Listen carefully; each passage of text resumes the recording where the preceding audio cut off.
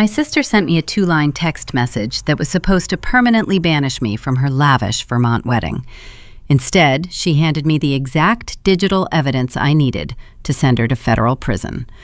Vivienne had no idea that while she was busy curating her flawless bridal aesthetic, I was staring at a glowing monitor that proved she had just stolen $150,000 from her future father-in-law.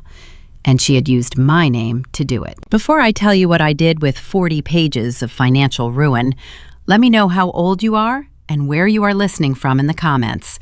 And please, subscribe to Linda Vengeance if you believe that sharing DNA does not give someone permission to destroy your life. My name is Donatella Wilson. I'm 32 years old, and I am the lead forensic auditor for Apex Financial Forensics in Burlington, Vermont.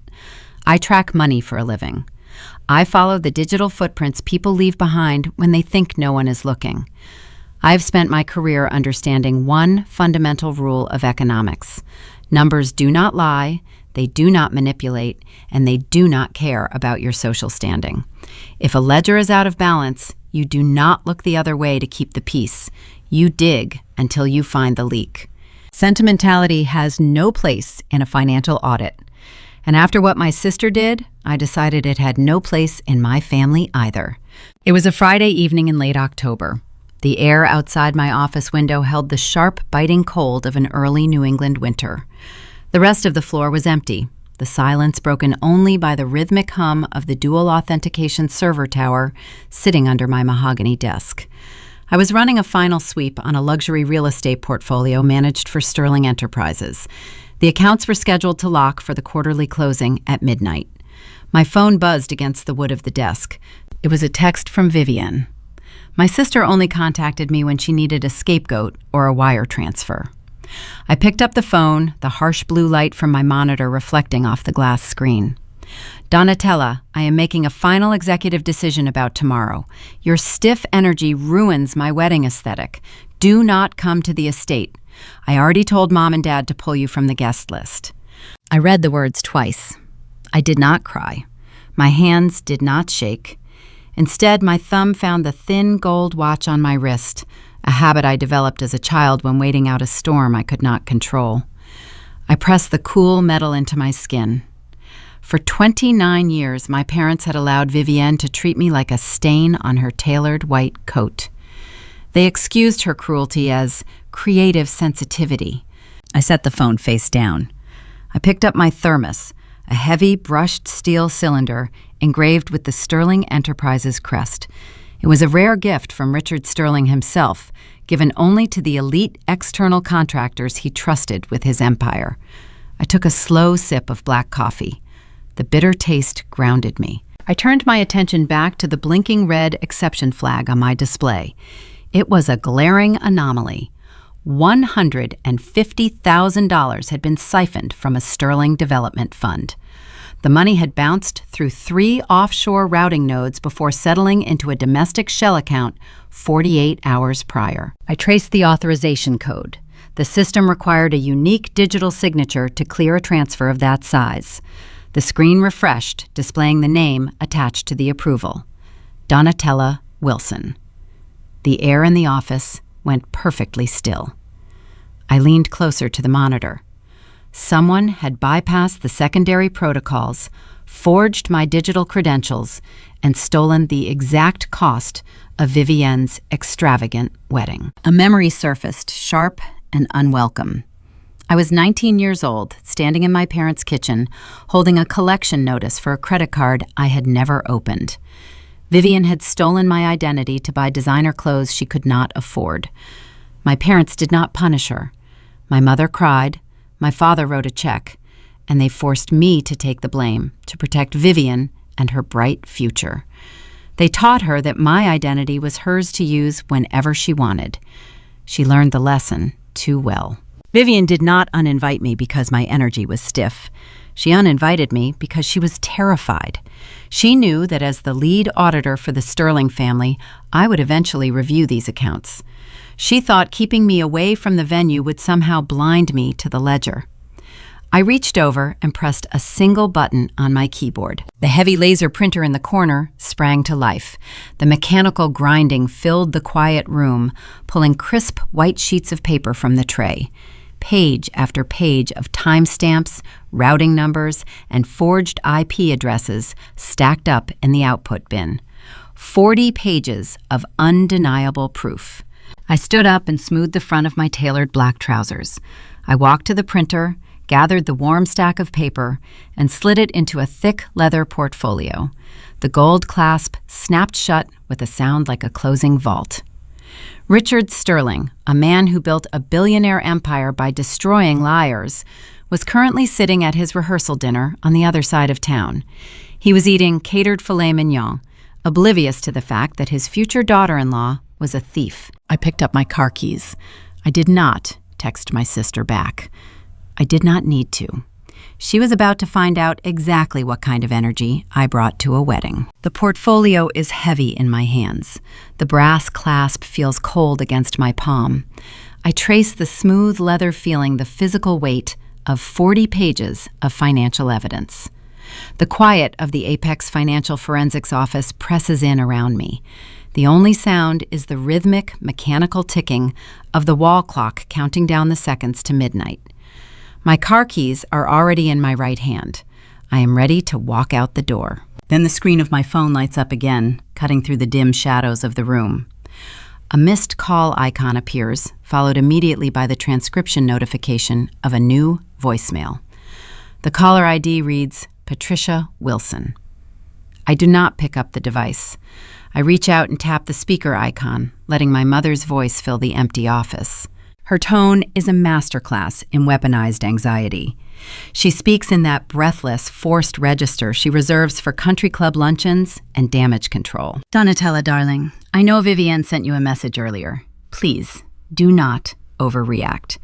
We are at the rehearsal dinner right now, and the aesthetic is just so delicate. Vivienne is under an immense amount of pressure marrying into the Sterling family. You know how rigid your energy can be. We all agreed it is for the best if you stay home tomorrow.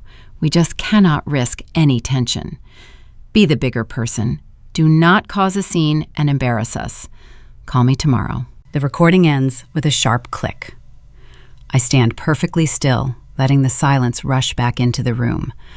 I do not feel the familiar sting of rejection that used to follow these phone calls. The clinical detachment of my profession has taken over. I analyze my mother's words not as a daughter seeking approval, but as an investigator reviewing a witness statement. She is not calling to comfort me. She is calling to manage a liability. My parents have spent their entire lives managing the liability of Vivienne's true nature, and they have always used me as the primary shield. The sound of my mother's breathless panic pulls me back through time. The pristine silence of my office dissolves, replaced by the memory of the harsh fluorescent lights in my childhood kitchen. I was 19 years old.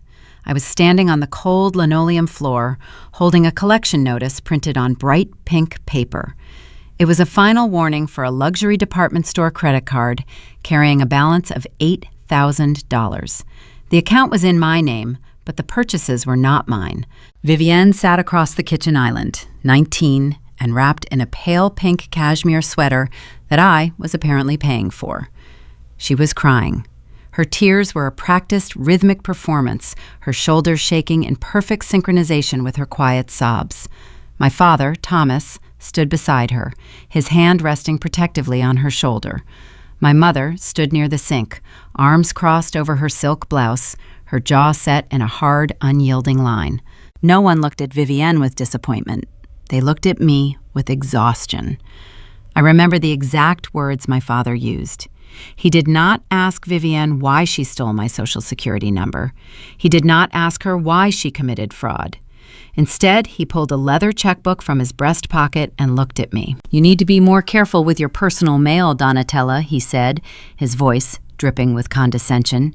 "You left your documents out where anyone could see them. Vivienne just made a mistake. She is young.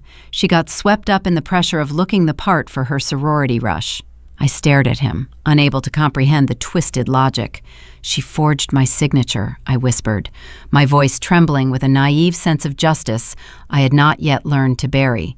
That is a crime. My mother stepped forward, her heels clicking sharply against the floor. She pointed a manicured finger at my chest. "Do not use that word in this house," she snapped. "Your sister is applying to prestigious law programs next year. A credit stain or a police report would ruin her future. You are going to take the campus library shifts this semester and pay your father back for this check. We are protecting the family name. You will not destroy your sister over a few sweaters." I remember looking at Vivienne. She peeked out from behind the tissue pressed to her eyes. The corners of her mouth twitched upward into a subtle, undeniable smirk. She knew she was bulletproof. That was the exact moment the blueprint of our family dynamic solidified into concrete. Vivienne was the golden investment, the beautiful, chaotic asset that needed to be protected at all costs. I was the contingency plan. I was the designated absorber of consequences. That kitchen confrontation was the reason I became a forensic auditor. My family taught me that trust is a dangerous vulnerability and that words are easily manipulated. I chose a career where I could rely solely on mathematics. Numbers do not gaslight you. Ledgers do not cry fake tears to avoid accountability. I learned to track hidden assets and trace forged signatures because I needed to master the very weapons my sister used against me. I looked down at the heavy leather portfolio resting on my desk. The blueprint has not changed. Vivienne forged my signature at 19 to buy cashmere, knowing our parents would force me to cover her tracks. 10 years later, she forged my digital credentials to steal $150,000 from her billionaire father-in-law. She assumed the old rules still applied. She assumed I would absorb the consequence to protect the sacred Wilson family reputation. She assumed that by uninviting me from the wedding, I would simply sit in my cabin in the woods, nursing my wounded pride, while the Sterling estate absorbed her theft. She forgot one crucial detail. I am no longer a naive college student standing in a kitchen. I hold the keys to the Sterling Enterprises security servers. I reach toward my desk and place my hand on the lid of my laptop. The red exception flag still pulses on the screen, a digital heartbeat signaling the impending ruin of my sister's perfect life. I press the power button, holding it down until the screen goes black. The sudden darkness in the office is profound. I close the laptop lid. The sharp snap of the metal chassis meeting the keyboard echoes like a gavel striking wood. The boundary is officially drawn. I am done being the shield. I pick up the leather portfolio. The weight of the evidence is comforting. I slide my arms into my tailored wool coat, the structured shoulders providing a physical armor against the crisp night air I am about to step into. I look around the quiet sanctuary of Apex Financial Forensics one last time.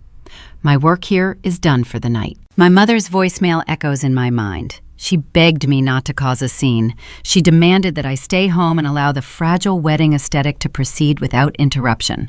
The rehearsal dinner is happening right now at the Sterling Estate, a sprawling historic property 20 miles outside of Burlington.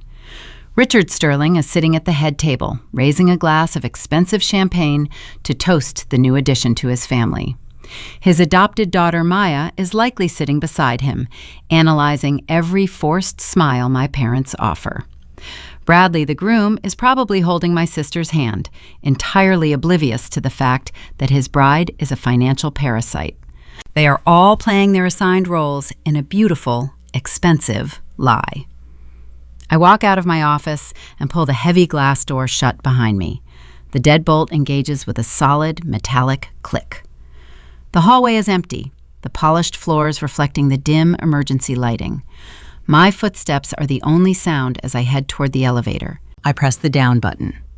My sister uninvited me to protect her theft.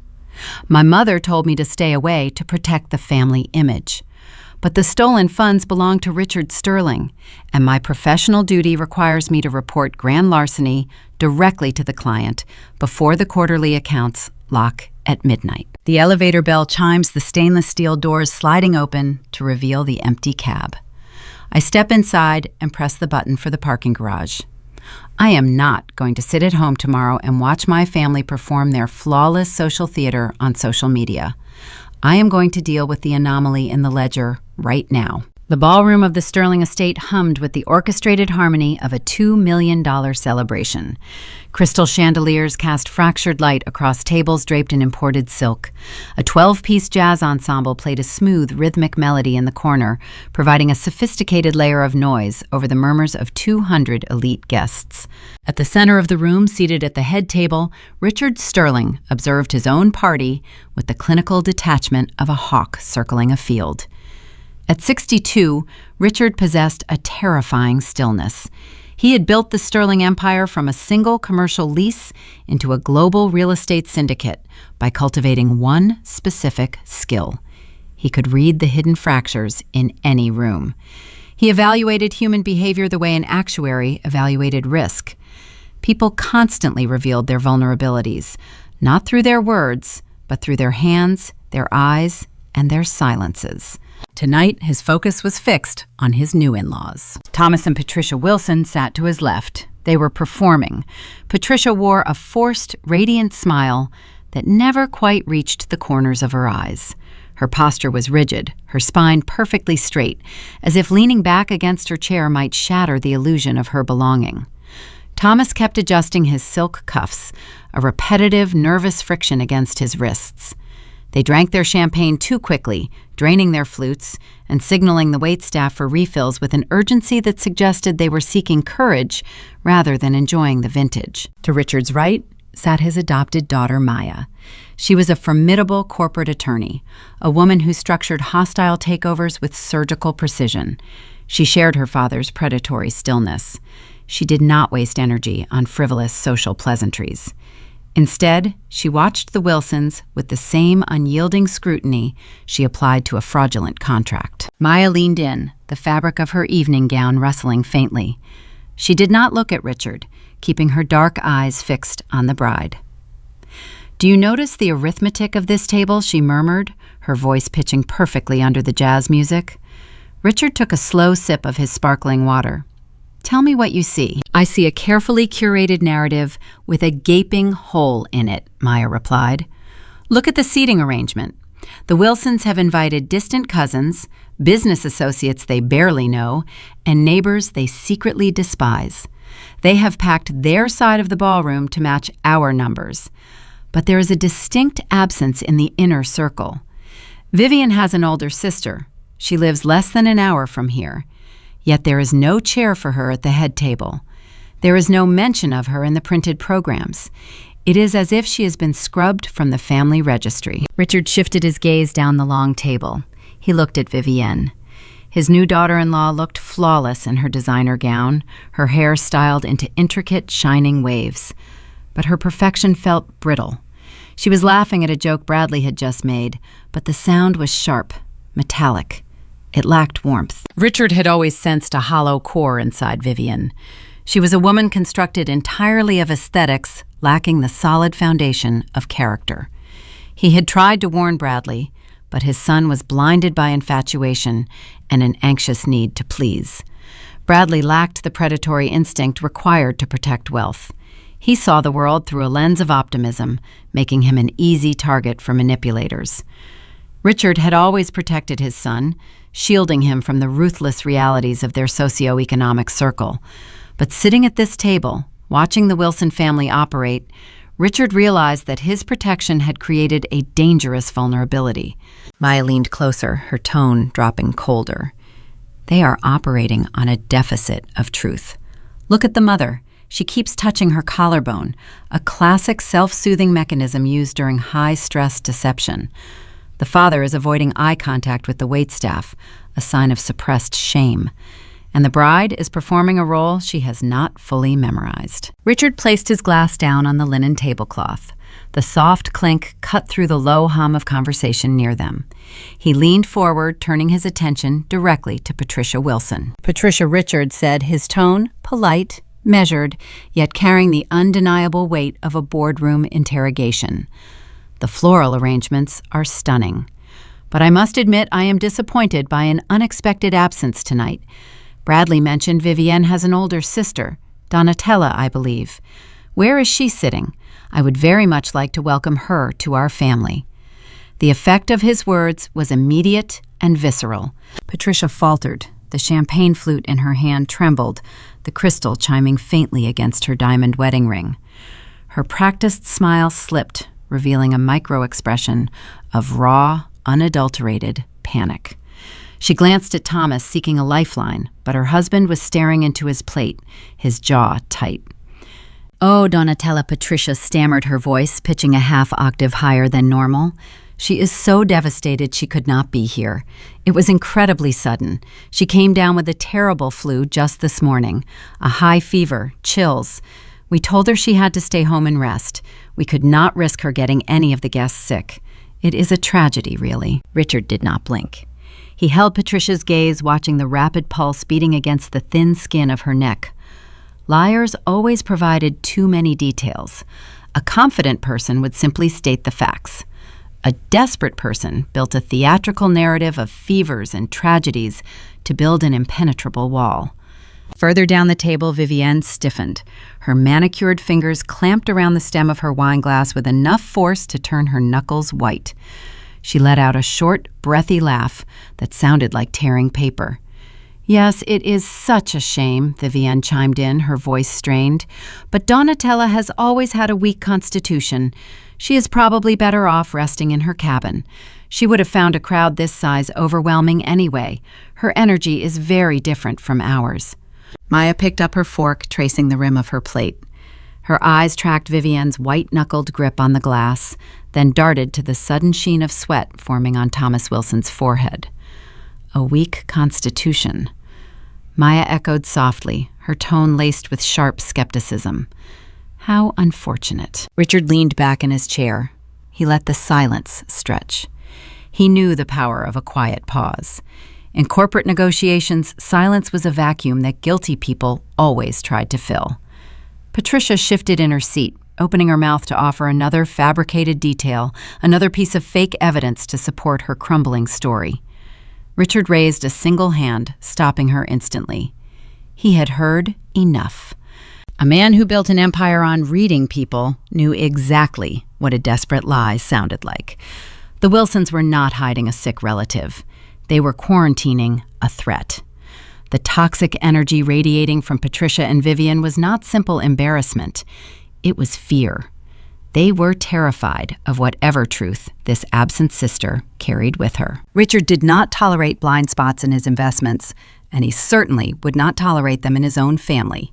He needed to know exactly what kind of liability his son had just married into, and he needed to know before the night was over. He placed his linen napkin on the table.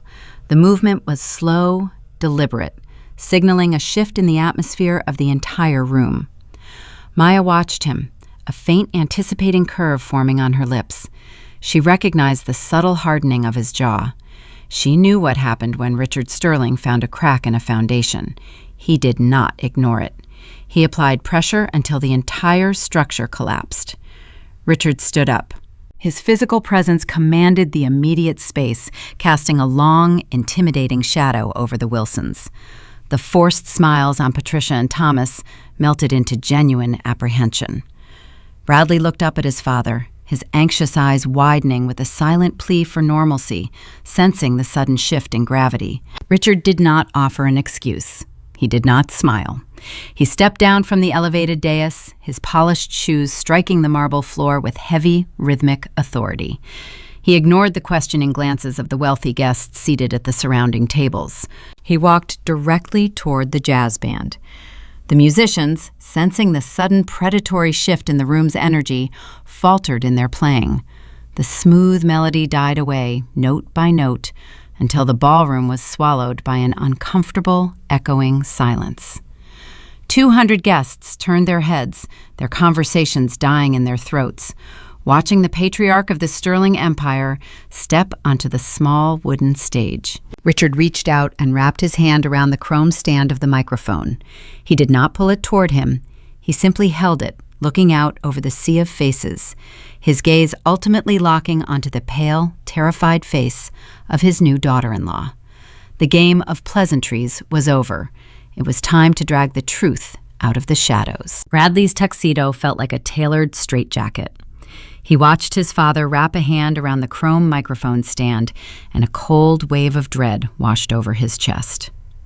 For 30 years, Bradley had lived in the towering shadow of Richard Sterling. He attended the Ivy League institutions his father selected. He sat on the philanthropic boards his father approved, and he carefully avoided the ruthless corporate acquisitions his father dominated. Bradley possessed none of the predatory instincts required to manage a global syndicate. He preferred harmony. He craved approval. And tonight, his rehearsal dinner was supposed to be his one flawless achievement. A beautiful event, curated to please his demanding bride. Now Richard was about to tear the delicate fabric of the evening apart. Bradley pushed his way through the maze of silk-draped tables. He ignored the questioning glances of the wealthy guests. His polished shoes slipped slightly on the marble floor as he approached the wooden stage. He reached out his fingers, closing over his father's forearm, just as Richard leaned toward the microphone. "Dad, please," Bradley whispered, his voice vibrating with a desperate, tight frequency. "Do not do this." Richard turned his head slowly. He did not pull his arm away, but his posture radiated cold granite. He looked down at his son's hand, then raised his gaze to Bradley's face. The heat from the overhead crystal chandeliers beat down on them, but Richard appeared entirely unaffected. Bradley, however, was sweating. Fine beads of moisture gathered at his hairline, threatening to ruin his meticulously styled appearance. "Do not do what Bradley," Richard asked, his tone dropping into a low, dangerous register meant only for the two of them. "Make a scene," Bradley pleaded, his eyes darting frantically toward the Wilson table, where Vivienne sat frozen in her designer gown. "You are embarrassing her family," Patricia said. "Donatella is sick. Why are you pushing this? Just let it go. We want tonight to be perfect." Richard studied his son. He searched the younger man's eyes for any sign of deception, any hint that Bradley was complicit in the toxic energy radiating from the Wilsons. 20 miles away in the concrete belly of the Apex Financial parking garage, Donatella sat in the driver's seat of her sedan. The engine remained off. The only illumination in the dark vehicle came from the glowing screen of her laptop, resting securely on the center console. Before she could confront the billionaire patriarch, forensic protocol demanded she lock down the exact destination of the stolen funds. Presenting a partial digital trail was sloppy, and she never operated with incomplete data.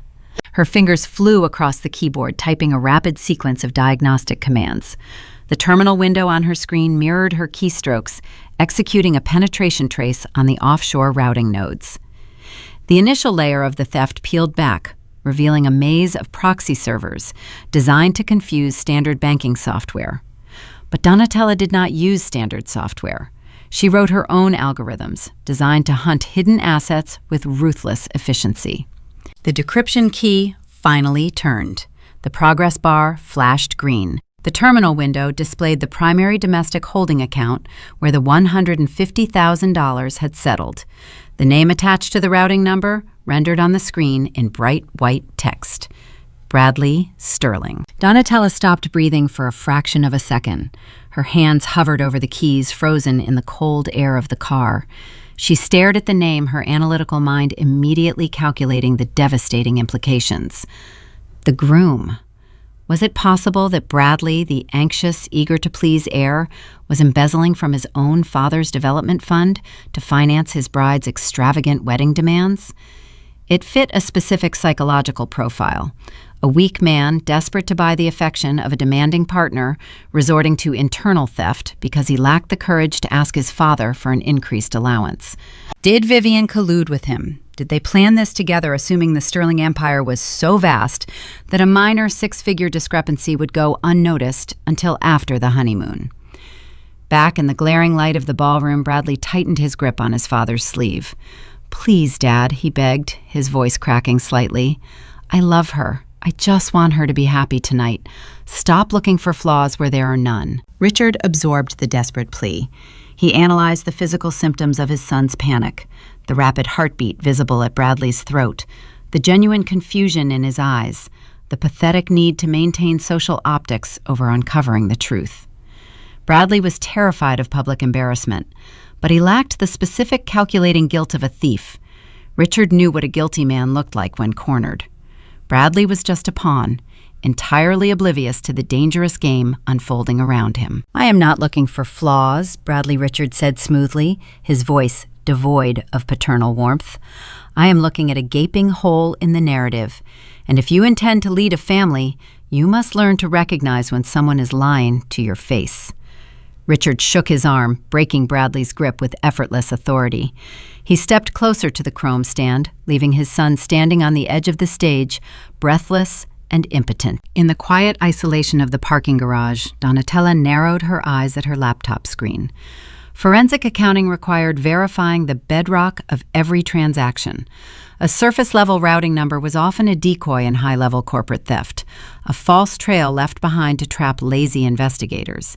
She refused to be lazy. She typed a new string of commands, bypassing the initial name registration and initiating a deep packet inspection into the bank's foundational metadata.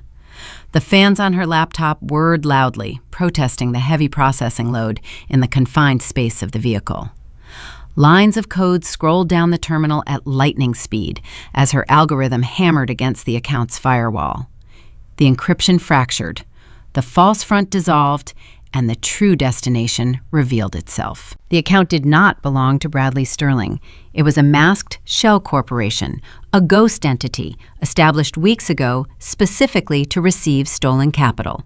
The official registration details populated the screen, pulling data directly from state tax records.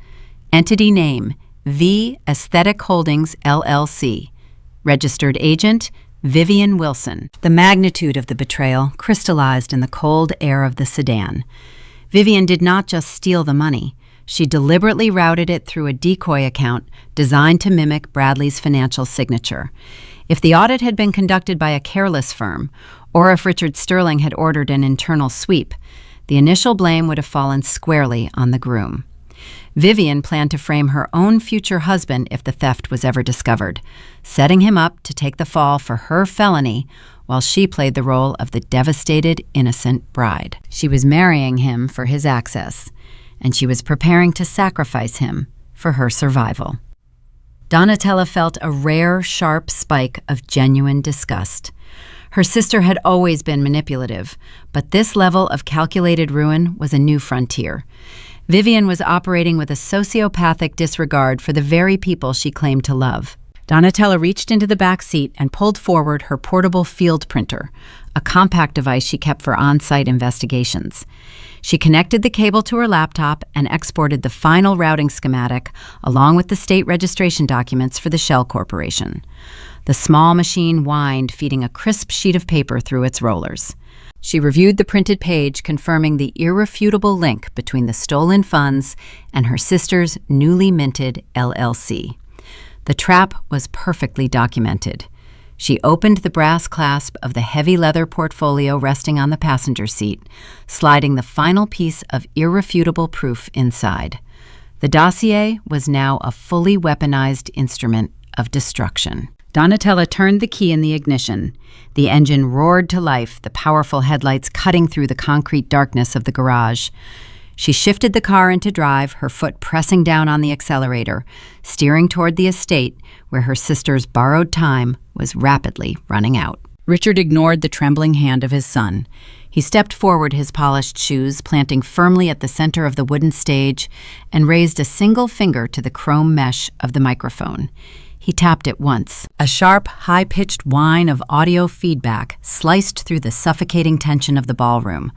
The jarring sound forced several guests in the front row to wince, their hands instinctively reaching toward their ears. The waitstaff, previously gliding through the aisles pouring vintage wine, froze in place. 200 pairs of eyes locked onto the imposing figure of the Sterling patriarch. Richard did not apologize for the abrasive noise.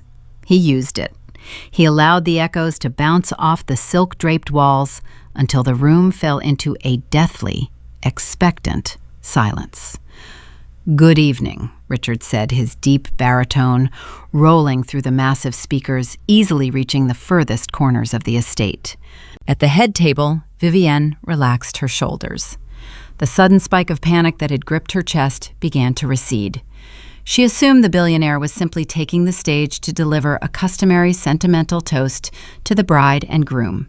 She adjusted her posture, lifting her chin, to ensure the venue photographers captured her flawless profile. "We are gathered here to celebrate a union." Richard continued, his gaze sweeping slowly over the crowd before locking directly onto the Wilson family. But a union is not merely a legal contract between two individuals. It is the merging of foundations. It is the blending of legacies. And a family is only ever as strong as the truth that binds it together. Vivian leaned toward her maid of honor, a childhood friend seated to her right. The bride raised a manicured hand to shield her mouth, a smug, triumphant smirk pulling at her lips. "He is so old-fashioned," Vivian whispered, her tone dripping with arrogant satisfaction. She glanced at the empty space at the table where her sister should have been. Donatella is probably sitting in her cramped cabin right now, crying into a bowl of stale popcorn. She is entirely incapable of handling an event of this caliber. She is wearing those tragic, oversized sweatpants and drowning in her own stiff, pathetic energy. 10 miles away, the tires of a sleek sedan sliced through the crisp Vermont night, gripping the icy asphalt of the winding mountain road. Donatella was not wearing sweatpants. She sat behind the steering wheel, cloaked in the armor of a corporate executioner. Her attire consisted of a razor-sharp, tailored black wool suit, the lapels pressing flat against a crisp silk blouse. The heater in the vehicle blew warm air, carrying the faint, bitter scent of the espresso she had consumed hours earlier. The dashboard lights cast a pale, clinical glow over her unyielding expression. She navigated the treacherous curves of the mountain pass with the same ruthless efficiency she applied to a fraudulent ledger. Resting on the passenger seat beside her, illuminated by passing street lamps, was the heavy leather portfolio. The brass clasp gleamed in the dark. It held the 40 pages of federal fraud documents, the routing numbers, and the state registration details that would systematically dismantle the delusion her sister was currently enjoying. Back in the glaring light of the ballroom, Richard Sterling let his words hang in the heavy air. "That is why I find it profoundly difficult to celebrate tonight," Richard stated, his voice dropping an octave, losing any trace of celebratory warmth.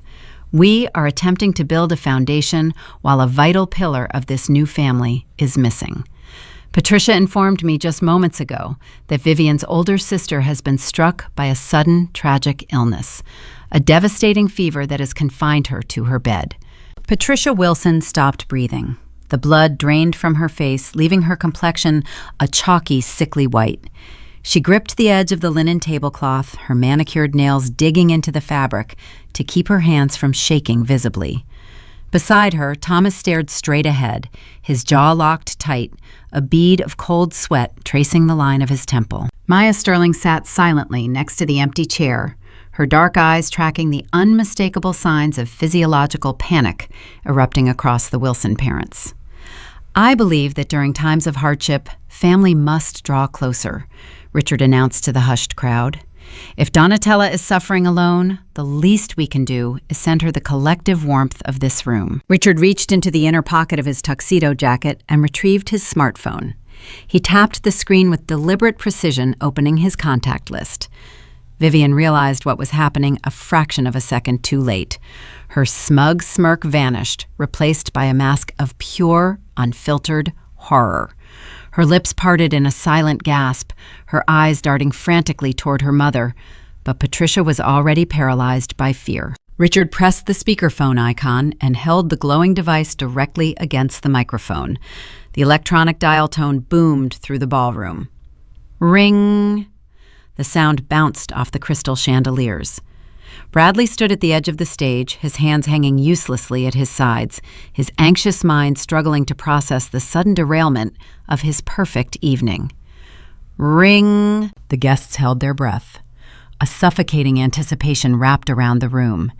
The elite crowd, conditioned to sniff out scandal, leaned forward in their chairs. Inside the speeding sedan, the Bluetooth system on Donatella's dashboard chimed. The music faded, replaced by the incoming call notification. She glanced at the digital display. Caller ID, Richard Sterling. Donatella did not hesitate. Her analytical mind instantly mapped the scenario. The billionaire patriarch was testing the waters. He was probing the anomaly. He had sensed the lie her parents spun and was demanding empirical data to verify it. She reached out and pressed the connect button on her steering wheel. Donatella Wilson, her voice projected through the $2 million ballroom speakers. The tone was crisp, flat, and devoid of any emotional fragility. It was the voice of an investigator, sharp and commanding. "Donatella, it is." Richard Sterling, the patriarch, spoke into the microphone, his eyes remaining fixed on the terrified bride. "We have 200 guests here who are deeply concerned about your condition. Your mother told us you were too devastated by a sudden flu to attend the rehearsal. We are calling to offer our sympathies for your tragic illness." The silence that followed was agonizing. The ballroom felt like a pressurized cabin moments before a catastrophic decompression. Maya Sterling leaned back in her chair, a faint, anticipating curve forming on her lips, ready for the impending explosion. Through the speakers, the faint sound of a car engine accelerating down a highway could be heard, a mechanical hum that contradicted the image of a bedridden invalid. "No, Richard," Donatella replied, her voice ringing out with undeniable, piercing clarity. "I do not have the flu. I was uninvited." The impact of the words struck the room like a physical blow. The champagne glass in Vivienne's hand slipped from her trembling fingers. It shattered against the edge of her dinner plate, sending shards of crystal and expensive wine spilling across the pristine white linen. A collective gasp swept through the 200 guests, a sharp intake of breath that rippled across the tables. The polite silence fractured instantly. Hushed, scandalous whispers erupted from every corner of the estate. Wealthy socialites leaned into one another, their eyes darting rapidly between the imposing billionaire on the stage and the pale, trembling bride at the head table. The meticulously curated aesthetic of the Wilson family shattered into 1,000 irrecoverable pieces. Patricia buried her face in her hands, unable to withstand the burning scrutiny of the elite crowd. Thomas closed his eyes, accepting the reality of their public, social execution. Richard did not disconnect the call. He lowered the phone slightly, allowing the murmurs to wash over the stage. He had exposed the lie. Now he required the truth. "Drive to the estate," Donatella Richard commanded, his voice cutting through the rising tide of gossip. "Do not stop. Do not turn around. I promise you and everyone in this room that this reception will not proceed a single minute further until you walk through those doors." He tapped the screen, ending the call, and the ballroom descended into a state of chaotic, thrilling dread, leaving Vivienne staring at the shattered glass on her table, realizing her executioner was already on the way. The dial tone ceased, severing the electronic connection. Richard Sterling lowered his smartphone. He did not return the device to his jacket pocket immediately. He held it by his side, allowing the heavy, suffocating quiet to settle over the 200 guests. The jazz band remained frozen, their instruments lowered. The waitstaff stood motionless against the silk-draped walls. At the head table, the illusion of the Wilson family dismantled itself in real time. Vivienne stared down at her ruined dinner plate. Dark red wine seeped into the pristine white linen tablecloth, resembling a spreading wound. Her chest heaved with short, erratic breaths. The smug superiority that had defined her posture all evening evaporated, replaced by the raw, unpolished terror of a cornered animal. She reached for her napkin, her fingers trembling so severely she knocked a silver fork onto the marble floor. The clatter echoed sharply. Patricia Wilson closed her eyes. She pressed her lips together, fighting a losing battle against the public humiliation she feared more than anything else in the world. She had spent decades cultivating a flawless image among the country club elite, burying her eldest daughter in the shadows to ensure the golden child shone without obstruction. That entire life's work disintegrated with a single phone call. Richard stepped off the wooden stage. He bypassed his son entirely. Radley stood near the microphone cord, his anxious mind scrambling to comprehend the shifting reality. He looked at his bride, expecting her to offer a coherent explanation, a tearful defense, or a display of righteous indignation. Vivienne offered nothing. She could not meet his gaze. She kept her eyes fixed on the spilled wine, her silence functioning as an irrefutable admission of guilt. Richard approached the perimeter of the room, raising a hand to signal his personal security director, a broad-shouldered man standing near the main exit. "My future daughter-in-law issued a directive earlier today," Richard said, his voice low but carrying the unmistakable edge of command. "She provided your team with a photograph of her sister, instructing you to deny her entry under any circumstances. You are to revoke that order immediately. When Donatella Wilson arrives, you will clear the main drive. You will open the iron gates. You will escort her directly to this ballroom. If anyone attempts to impede her progress, they will answer to me." The security director nodded once, tapping his earpiece to relay the new protocol to the perimeter guards. Out on the twisting asphalt of the mountain pass, the headlights of Donatella's sedan cut through the pitch-black Vermont woods. The heater blew warm air across her knuckles. The steering wheel felt solid and grounding beneath her grip. She did not drive recklessly. She navigated the sharp curves with the same methodical precision she applied to a corporate audit.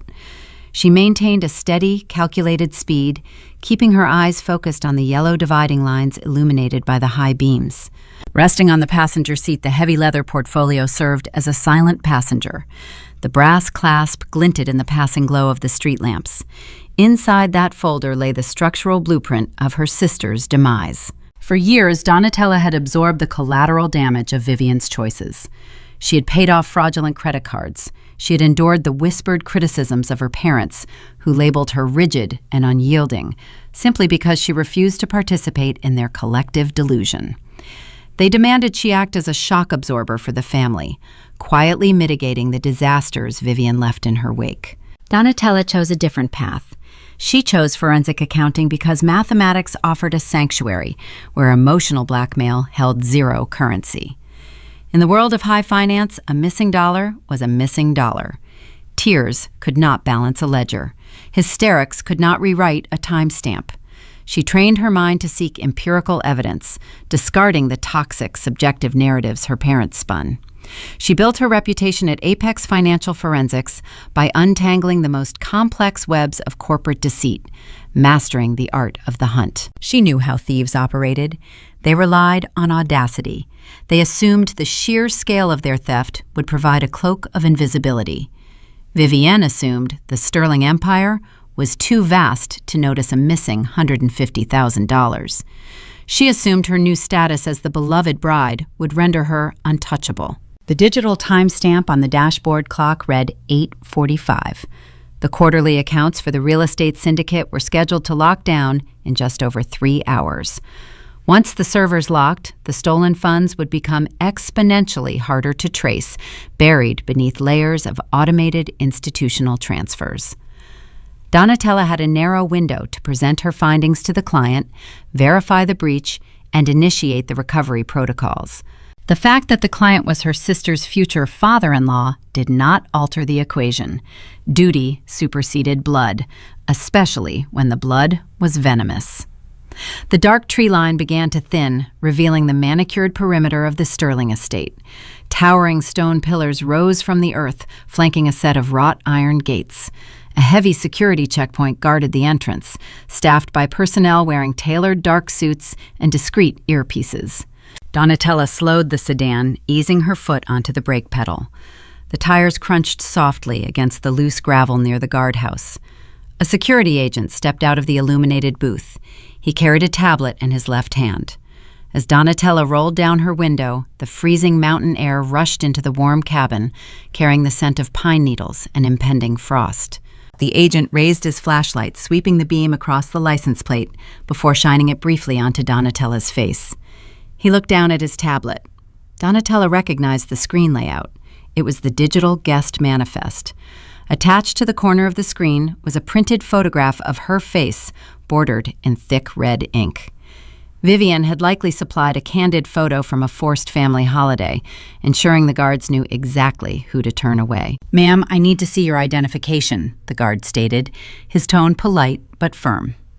Donatella reached into her suit jacket, retrieved her driver's license, and handed it through the open window. She did not offer an explanation. She did not plead her case. She watched the guard inspect the card, his eyes darting from the plastic ID to the red-flagged photograph on his tablet. His posture stiffened. He was preparing to deliver the rejection script to instruct her to turn the vehicle around and vacate the private road. Before he could speak, the radio clip to his shoulder buzzed. A burst of static crackled through the quiet night, followed by a voice carrying the undeniable authority of the security director inside the ballroom. Confirming visual on the Wilson vehicle at the main checkpoint, the voice ordered. Target is authorized for immediate entry.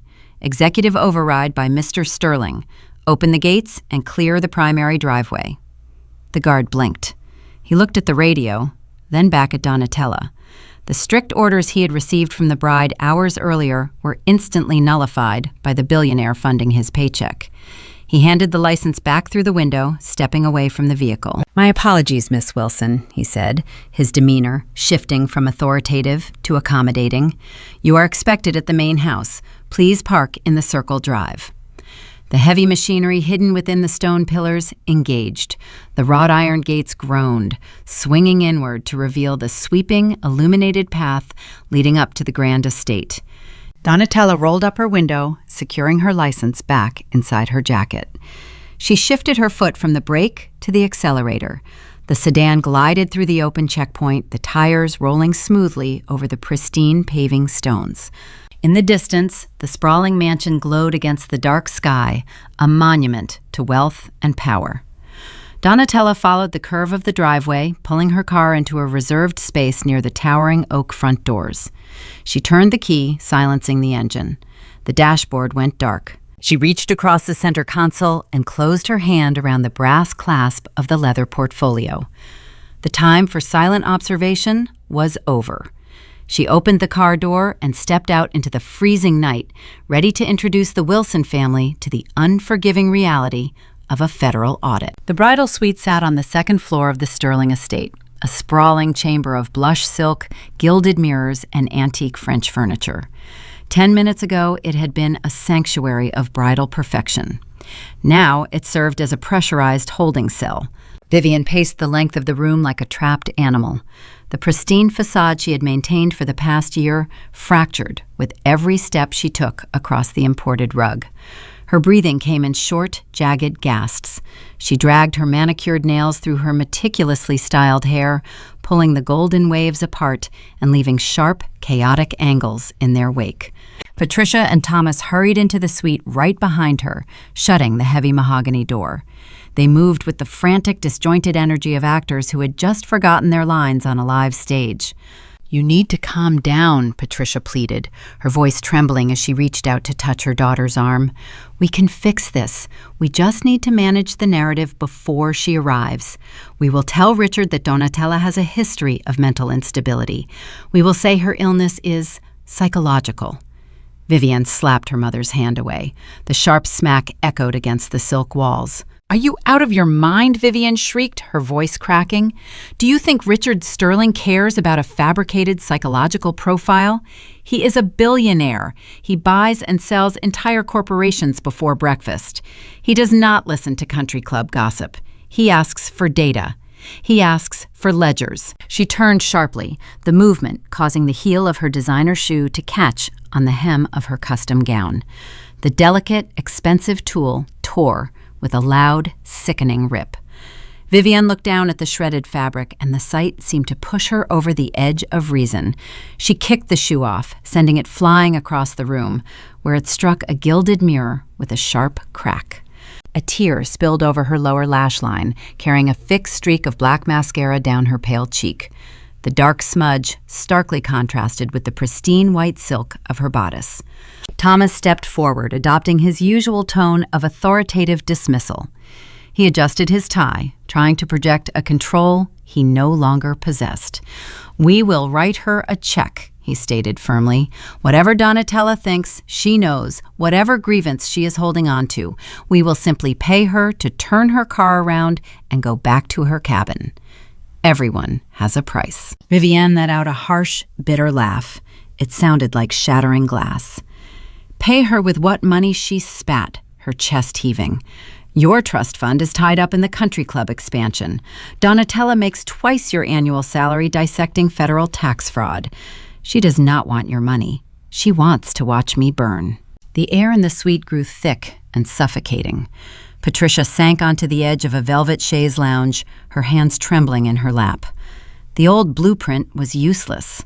For 29 years, the Wilsons had successfully managed Donatella by exploiting her sense of familial duty and weaponizing guilt. But Richard Sterling had just handed Donatella an invitation to speak, and Vivienne knew her sister would not waste the opportunity. Standing in the shadows of the open doorway, Maya Sterling watched the unspooling chaos with the cold, unamused calculation of a predator. Maya had not followed the Wilsons upstairs to offer comfort. She followed them to gather intelligence. As the lead corporate attorney for her father's syndicate, her primary function was identifying liabilities. The Wilson family had just become a glowing, radioactive liability. She leaned a shoulder against the doorframe, her dark eyes tracking every frantic movement Vivienne made. Maya recognized the specific brand of panic radiating from the bride. It was not the anxiety of a woman facing an awkward family reunion.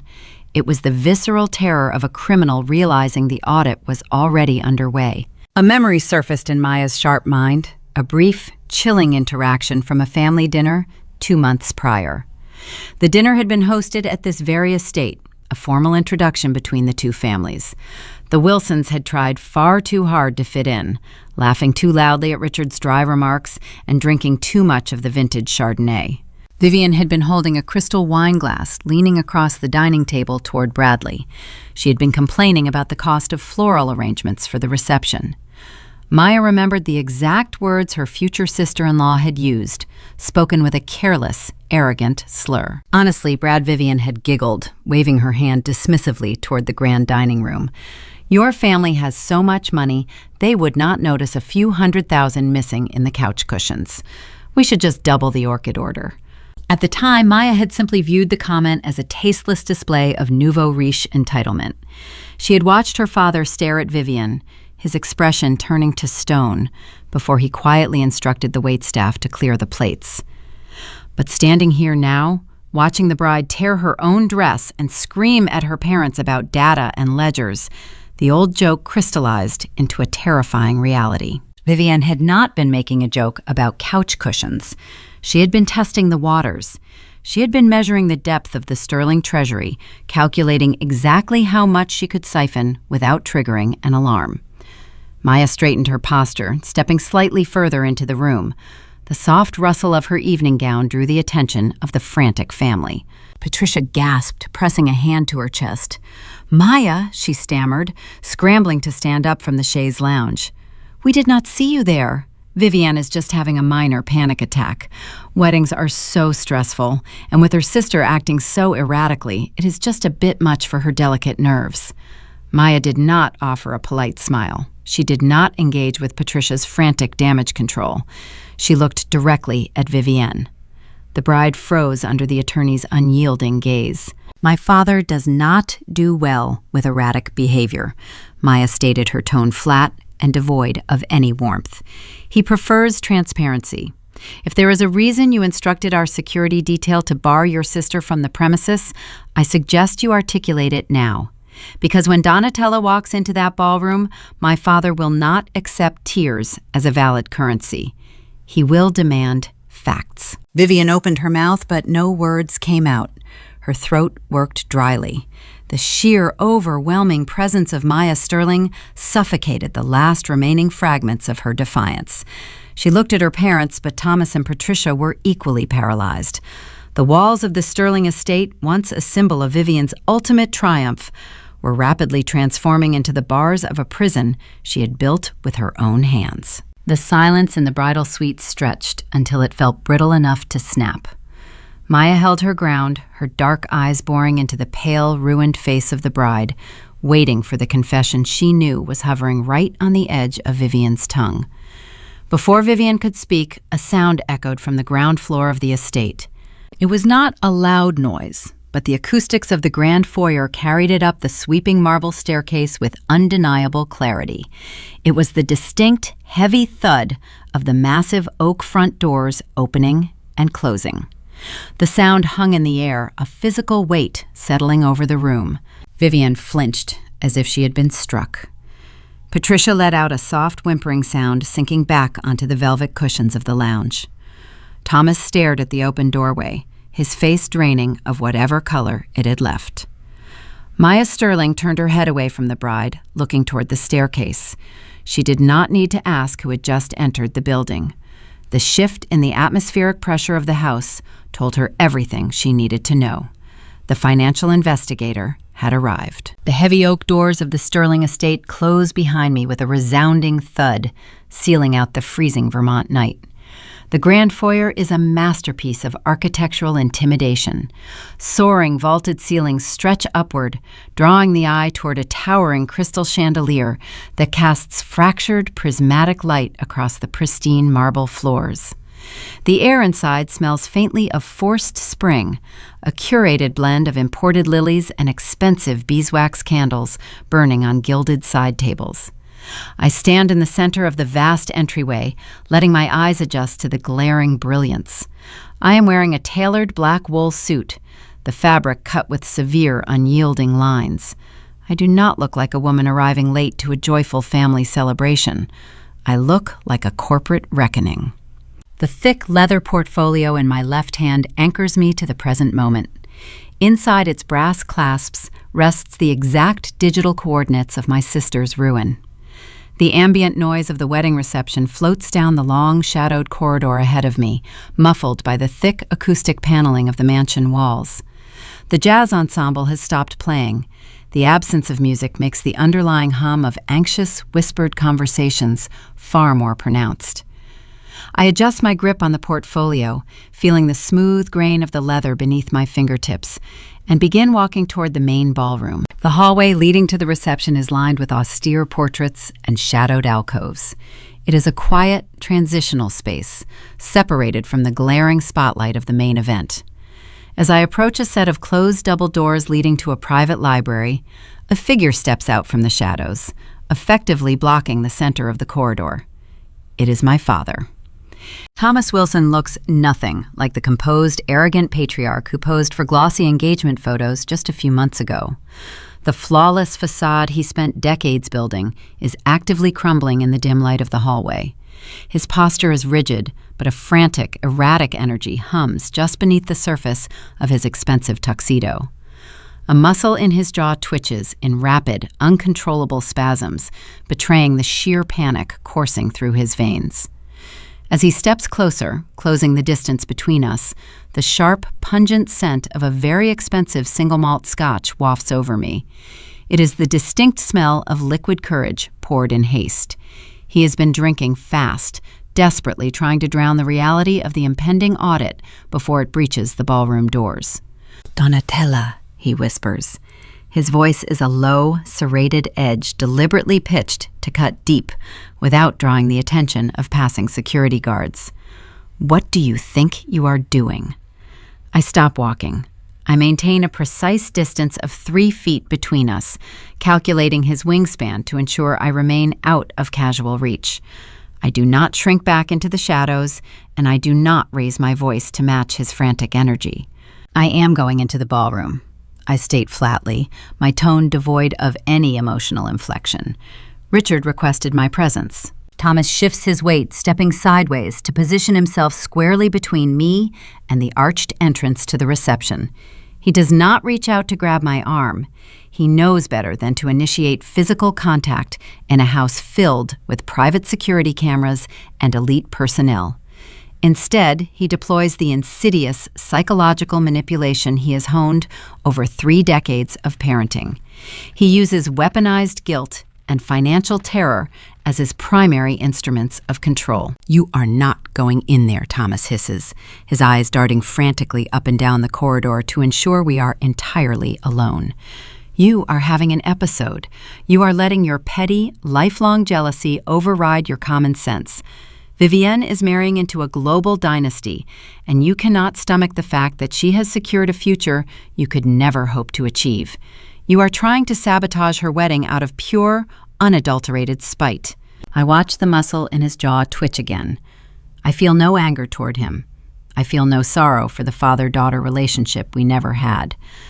I feel only a profound clinical exhaustion. I am studying a man who refuses to understand that the rules of engagement have permanently changed. If you take one more step toward those doors, Thomas continues, lowering his voice into a toxic, suffocating cadence, I will dismantle your entire life. I will call the managing partners at Apex Financial Forensics tomorrow morning. I will sit in their boardroom and tell them you are suffering from a severe psychological breakdown. I will tell them you are fabricating paranoid delusions about your own flesh and blood. You will be placed on indefinite administrative leave before noon. He takes a half step forward, attempting to use his physical height to force my submission. And the family trust, he whispers, delivering his final supposed death blow. The generational wealth you think is waiting for you will vanish overnight.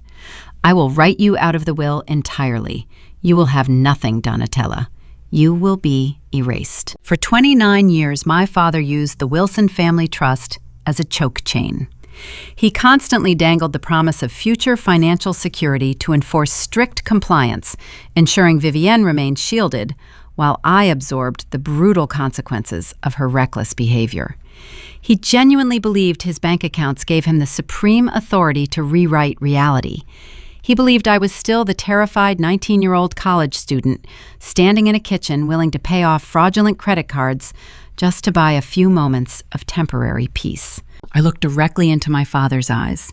I do not see a towering patriarch. I see a failing middle manager attempting to negotiate a hostile takeover with an empty briefcase. Your leverage is mathematically worthless, I reply, keeping my gaze steady and unblinking. Thomas falters. The steady, rhythmic drumbeat of his gaslighting is derailed by the cold, analytical response. What did you just say to me? He stammers, the scent of scotch growing stronger as his breathing quickens in disbelief. I said your leverage is mathematically 0, I repeat, articulating each syllable with surgical precision. The Wilson Family Trust is heavily tied up in regional commercial developments that are currently operating at a devastating net loss. Your liquid assets are nominal at best. You could not buy my compliance even if I were putting it up for sale. I watch his chest rise and fall as the reality of my financial literacy begins to set in. As for my career, I continue. The partners at Apex Forensics do not care about your fabricated psychological evaluations. They do not care about country club gossip. They care about verified empirical data. They care that I am currently holding 40 pages of federal fraud documents proving your golden child just stole $150,000 from our most lucrative corporate client. The color drains entirely from my father's face, leaving his skin a sallow, sickly gray. The venomous threats evaporate from his tongue, replaced by a suffocating silence. The realization hits him with the kinetic force of a freight train. He is standing in the private hallway of a billionaire attempting to leverage a failing regional trust fund against a federal financial investigator holding irrefutable proof of grand larceny. The power dynamic has not just shifted, it has been inverted permanently. You know, Thomas breathes his voice hollow, stripped of all its former authority. I do not just know, I state, stepping forward and forcing him to yield the physical space. I have the offshore routing numbers. I have the decrypted IP logs. I have the state registration documents for the shell corporation Vivienne created using my credentials. You spent your entire life teaching her that my identity was a tool for her to use and discard. Tonight is the night you both receive the invoice for that particular lesson. I do not wait for a response or a desperate apology. I step around him, leaving him standing impotently in the dim corridor. His shadow stretches across the patterned carpet, a fragile, broken silhouette of a man who just spent his last remaining currency. I walk away without looking back, my focus locked on the impending destination. The arched entrance to the grand ballroom looms ahead. The heavy double doors are slightly ajar, leaking the tense, suffocating murmurs of 200 elite guests. The silence inside the reception is heavy, expectant, and highly combustible. I place my hand on the polished brass handle and push. The doors swing inward with a low, cinematic groan. The vast sea of faces turns toward the entrance in perfect unison. The whispered gossip dies instantly in the throats of the wealthy socialites. The business magnates, the distant relatives, the corporate lawyers. They all stare at the unadorned woman in the black suit carrying a leather portfolio. The contrast between my stark attire and the sea of vibrant silk and sparkling diamonds is glaring. I ignore their piercing gazes. I do not scan the head table. I do not look for the ruined bride sweating in her shredded tulle, nor do I search for the terrified mother drowning in her own public humiliation. My eyes sweep the perimeter of the room, cutting through the distraction of the opulent setting, and lock onto my designated targets. Standing near a side exit positioned far away from the glaring lights of the main stage are Richard and Maya Sterling. They are waiting for me. They do not look shocked or surprised by my sudden arrival. They stand with impeccable posture, resembling a high corporate tribunal ready to commence formal proceedings. Maya gives a single sharp nod, gesturing subtly toward a set of private doors leading out of the public eye. The true confrontation is not going to happen on a stage in front of a hungry audience. It is going to happen behind closed doors, in the quiet, ruthless spaces where the wealthy bury their worst mistakes and sever their weakest ties. I adjust my grip on the portfolio matching Maya's nod and walk directly toward the architects of my sister's destruction, preparing to hand them the matches. Richard Sterling does not allow the ballroom to descend into a public spectacle. He is a man who orchestrates fortunes, and he understands that scandal is a currency best traded behind closed doors. As I approach the side exit, he turns his back on the whispering crowd of 200 guests. He does not issue a command. He simply begins walking down a secondary corridor, expecting the relevant parties to follow. Maya falls into step beside him. Bradley, looking pale and thoroughly disoriented, grabs Vivienne by the elbow and pulls his bride out of the glaring spotlight. I fall into the procession, maintaining a measured distance. We leave the suffocating murmurs of the reception behind, moving deeper into the private wing of the estate. The music and the clinking of crystal glasses fade, replaced by the hollow sound of our footsteps against the hardwood floors.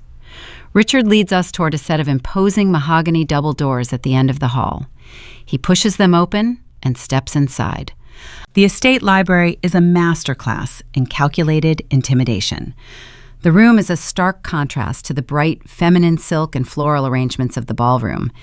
It is dark-grounded and steeped in old money. Floor-to-ceiling bookshelves line the walls, filled with leather-bound volumes that look like they have never been opened but cost a small fortune to curate. The air is heavy, carrying the distinct layered aroma of aged paper, worn leather furniture, and the faint, lingering spice of imported cigar smoke. We all step across the threshold. Maya reaches out and closes the heavy wooden doors.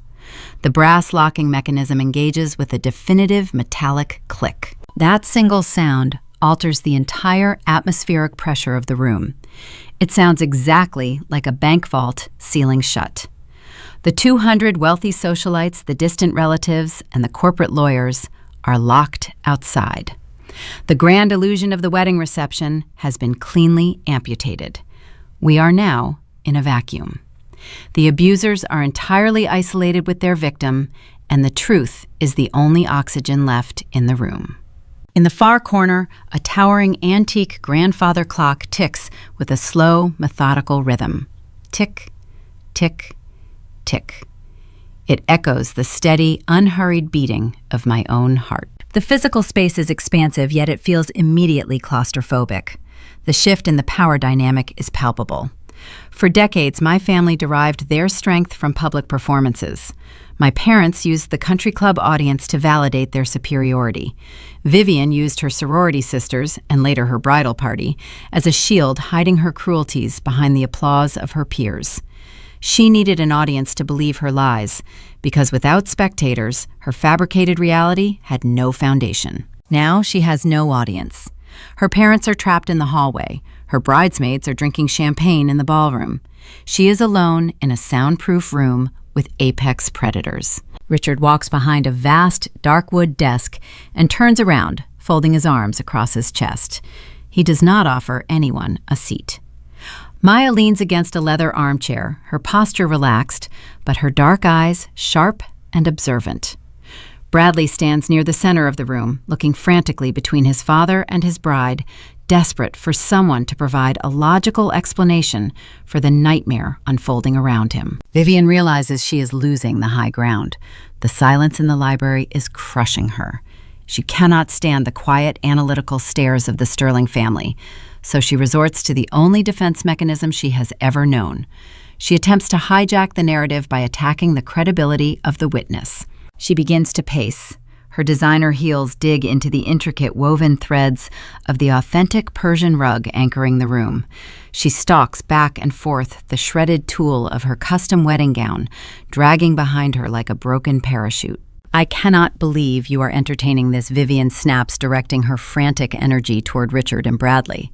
Her voice is shrill, lacking the breathy, delicate cadence she usually affects around wealthy men. She is trying to ruin my perfect day. She has been planning this for months. You have no idea what she is capable of. I do not speak. I stand a few feet away from the desk, holding my leather portfolio, watching my sister unravel. Vivian pivots, aiming her venom directly at me. "You are so pathetic, Donatella. You are a jealous, unhinged spinster. You sit in that depressing little cabin in the woods crunching numbers for strangers, completely alone. You cannot stand the fact that I found happiness.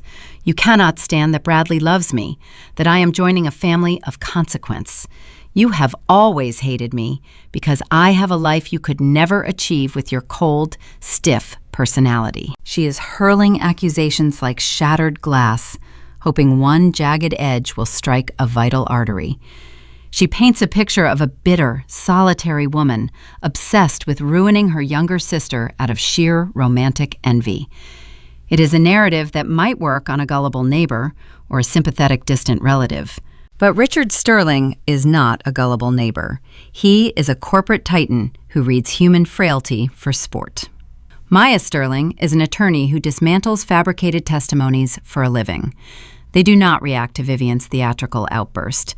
They do not nod in sympathy. They simply watch her burn through her oxygen. Bradley, however, is wavering. He reaches a hand out toward his bride. "Viv, honey, what is she talking about?" he asks, his voice trembling. "Why did you uninvite her? Why did your mother lie about the flu?" "Do not look at her," Vivian shrieks, swatting Bradley's hand away. Her facade cracks entirely, revealing the ugly, terrified core beneath the bridal makeup. "She is manipulating you, Brad. She is a parasite. She invents problems to feel important. She wants to embarrass us in front of your father, to make herself look superior. You have to throw her out. Call the guards back. Remove her from this property immediately." Her chest heaves. The dark mascara stain on her cheek contrasts sharply with her pale, sweating skin. She is gasping for air, having exhausted her arsenal of insults and deflections.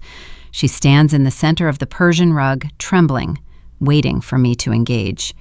She expects a screaming match. She expects me to defend my character, to argue about my career choices, to fall into the familiar, chaotic rhythm of our childhood arguments, where the loudest voice always won. I refuse to participate in her chaos. I understand the mathematics of panic. When liars are cornered, their greatest enemy is not the accusation itself, but the silence that follows it. Silence forces a liar to keep talking, to keep spinning their web, until they eventually trap themselves in their own contradictions. I walk slowly toward the heavy mahogany desk. My movements are deliberate, unhurried, and completely devoid of the frantic energy vibrating from my sister.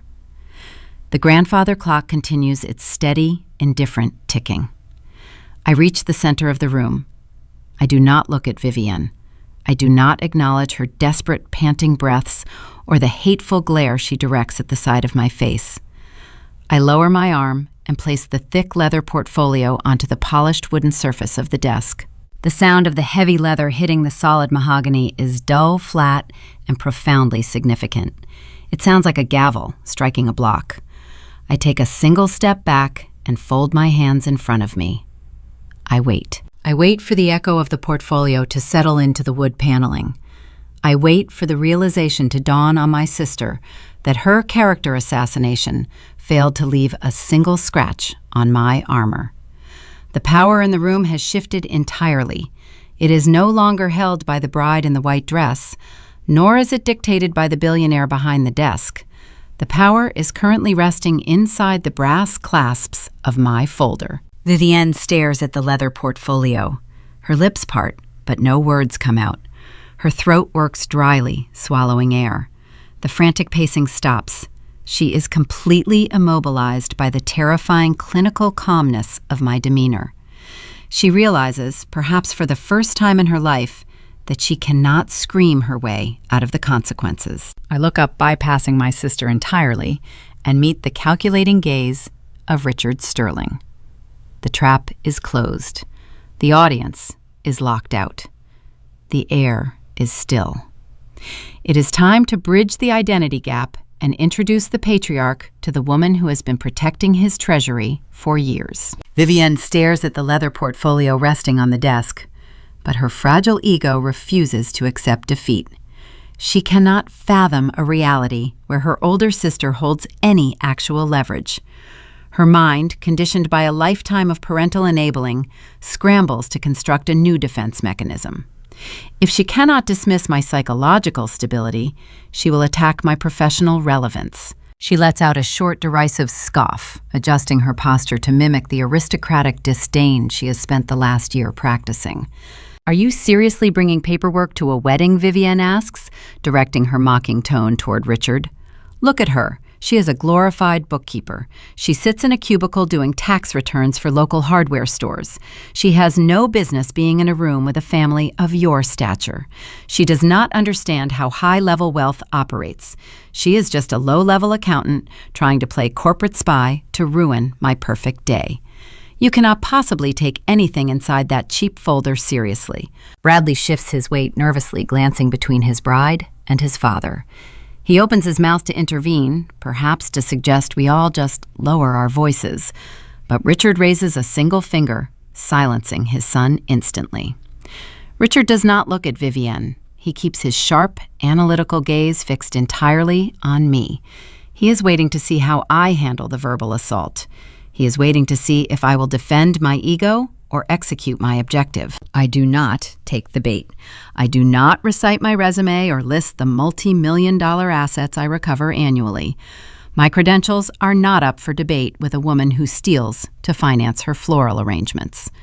Instead, I reach into the structured tote bag slung over my shoulder. The grandfather clock in the corner continues its rhythmic ticking, counting down the seconds. The heavy scent of aged leather and cigar smoke hangs in the air, creating a suffocating atmosphere for anyone relying on deception. I bypass my wallet, my car keys, and the spare battery pack I carry for field audits. My fingers close around a heavy, cylindrical object. I withdraw the thermos. It is crafted from brushed steel, sleek and utilitarian, designed to keep coffee burning hot during grueling 70-hour work weeks. Engraved deeply into the metal is the crest of Sterling Enterprises, featuring the distinct, interlocking geometric lines that adorn every high-rise building Richard owns. It is a rare, bespoke item, commissioned specifically by the patriarch and distributed solely to the elite tier of external contractors who handle his most sensitive corporate data. I hold the thermos for a fraction of a second, letting the polished steel catch the dim light of the library. Then I lower my arm and place the cylinder directly onto the mahogany desk right next to the leather portfolio. The heavy steel base makes a sharp, metallic clink against the hard wood. The sound cuts through the tension like a scalpel. Richard Sterling freezes. The stoic, unreadable mask he wears to negotiate global mergers shatters in an instant. His eyes dart from the thermos to my face, and a profound tectonic shift occurs in his expression. The billionaire patriarch is a man who compartmentalizes his life with ruthless efficiency. He keeps his family engagements strictly separated from his corporate security apparatus. For the past 3 years, Richard has entrusted the deepest, most vulnerable ledgers of his empire to a forensic firm in Burlington. He communicates weekly with the lead investigator, a woman he knows only by her professional moniker, Donna, from Apex. He respects her clinical precision, her refusal to be intimidated by wealth, and her flawless track record of hunting down internal leaks. Vivian knew this. During her early days dating Bradley, she discovered that her future father-in-law employed my firm. Terrified that our worlds would collide and her long history of identity theft would be exposed, Vivian orchestrated a meticulous campaign of separation. She ensured I was never invited to the engagement party. She fabricated stories about my intense social anxiety to explain my absence at family dinners. She manipulated our parents into keeping me hidden in the shadows, creating a deliberate firewall between Donna the auditor and Donatella the sister. That firewall just burned to the ground. Richard stares at the engraved crest on the steel thermos. The realization hits him with undeniable force. He looks at my tailored black suit, my unyielding posture, and the cold, analytical detachment I have maintained since walking into his home. The pieces snap together in his brilliant mind. The woman standing in his private library is not a jealous, unhinged spinster trying to ruin a wedding. She is the apex predator he pays to protect his treasury. Donna Richard breathes, his voice dropping into a register of genuine, shocked respect. Maya Sterling, leaning against the leather armchair, lets out a quiet, chilling scoff of amusement. The formidable corporate attorney crosses her arms, a sharp smile touching the corners of her mouth. She instantly understands the magnitude of the mistake the bride has made. Vivienne did not just insult a random relative. She brought a petty high school smear campaign to a federal financial investigation. The metallic clink of the thermos echoes in Vivienne's ears. She watches the interaction between the billionaire and her sister, and the final remnants of her delusion crumble into dust. The paralyzing dread washes over her, visible in the sudden rapid shallowing of her breath and the wide, terrified stare she fixes on the steel cylinder. She knows exactly what that engraved crest means. She knows that Richard Sterling recognizes me, respects me, and values my word over hers. Her last line of defense was to paint me as an irrelevant outsider. The thermos proves I have the keys to the castle. Bradley looks utterly bewildered. He points a trembling finger at the desk. "Dad, what is going on?" he stammers, looking desperately between Richard and the thermos. "Why does she have one of your security clearance items? Why did you call her Donna?" Vivienne opens her mouth, but her vocal cords fail. She takes a stumbling step backward, the heel of her remaining shoe sinking into the Persian rug. The shredded tulle of her wedding gown wraps around her ankles, a physical manifestation of the trap she set for herself. She is trapped in a room with the very people she tried to deceive, and the one person who possesses the empirical data to prove it. I do not look at Richard, nor do I address the groom. I turn my head and look directly into my sister's pale, terrified eyes. The decades of enduring her manipulation, paying for her theft, and absorbing the blame for her reckless choices all distill down into this single, defining moment. I feel a profound sense of closure. The toxic cycle ends tonight, not with a screaming match, but with a simple statement of fact. I did not come as your sister, I state, my voice carrying the cool, decisive rhythm of an impending verdict. I came as the lead investigator for Sterling Enterprises. Vivian shrinks back her shoulders, curling inward. The reality of her situation crushes the air from her lungs.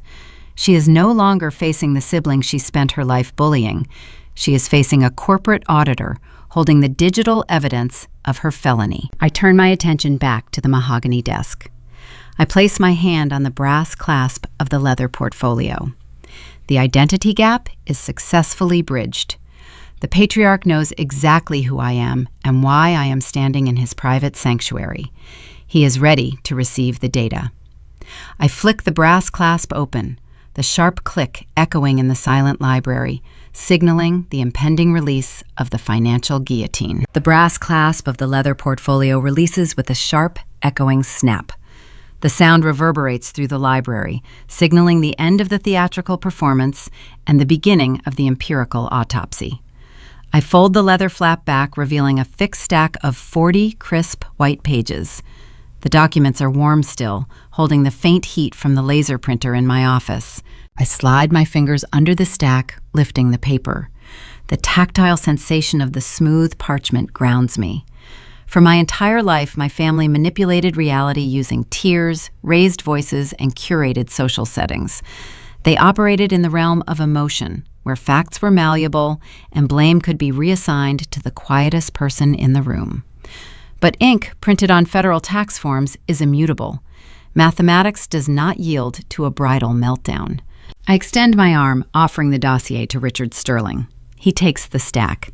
The crisp rustle of the heavy paper fills the suffocating silence of the room. He does not ask what the documents contain. He places them flat on the mahogany desk, illuminating the top page under the warm glow of an antique brass reading lamp. Maya Sterling moves with predatory grace, stepping away from the leather armchair to position herself behind her father. She leans over his shoulder, her dark eyes scanning the top sheet. As the lead corporate attorney for the syndicate, she is fluent in the language of financial ruin. At exactly 8:15 tonight, I state, my voice maintaining a flat, even cadence. An automated exception flag triggered on the primary ledger for your Regional Commercial Development Fund. The system detected an unauthorized transfer of $150,000. Bradley lets out a short, confused breath. "Dad, what is she talking about?" he asks, stepping closer to the desk, though he keeps a safe distance from the paperwork, as if it were laced with poison. I do not look at the groom. I keep my focus on the patriarch. The thief utilized a sophisticated layering technique. I continue explaining the anatomy of the crime. The capital was siphoned from the primary development account and pushed through 3 offshore proxy servers. This was an intentional maneuver designed to scrub the origin data and delay the automated security sweeps. The perpetrator assumed the transaction would vanish into the quarterly reconciliation shuffle, buried beneath thousands of legitimate institutional transfers scheduled for midnight. Richard runs a finger down the first column of the audit, his face a mask of carved granite. They made a critical error, I tell him. They assumed the offshore proxies would act as a permanent firewall. But digital footprints never truly disappear. They just require a deeper algorithm to trace.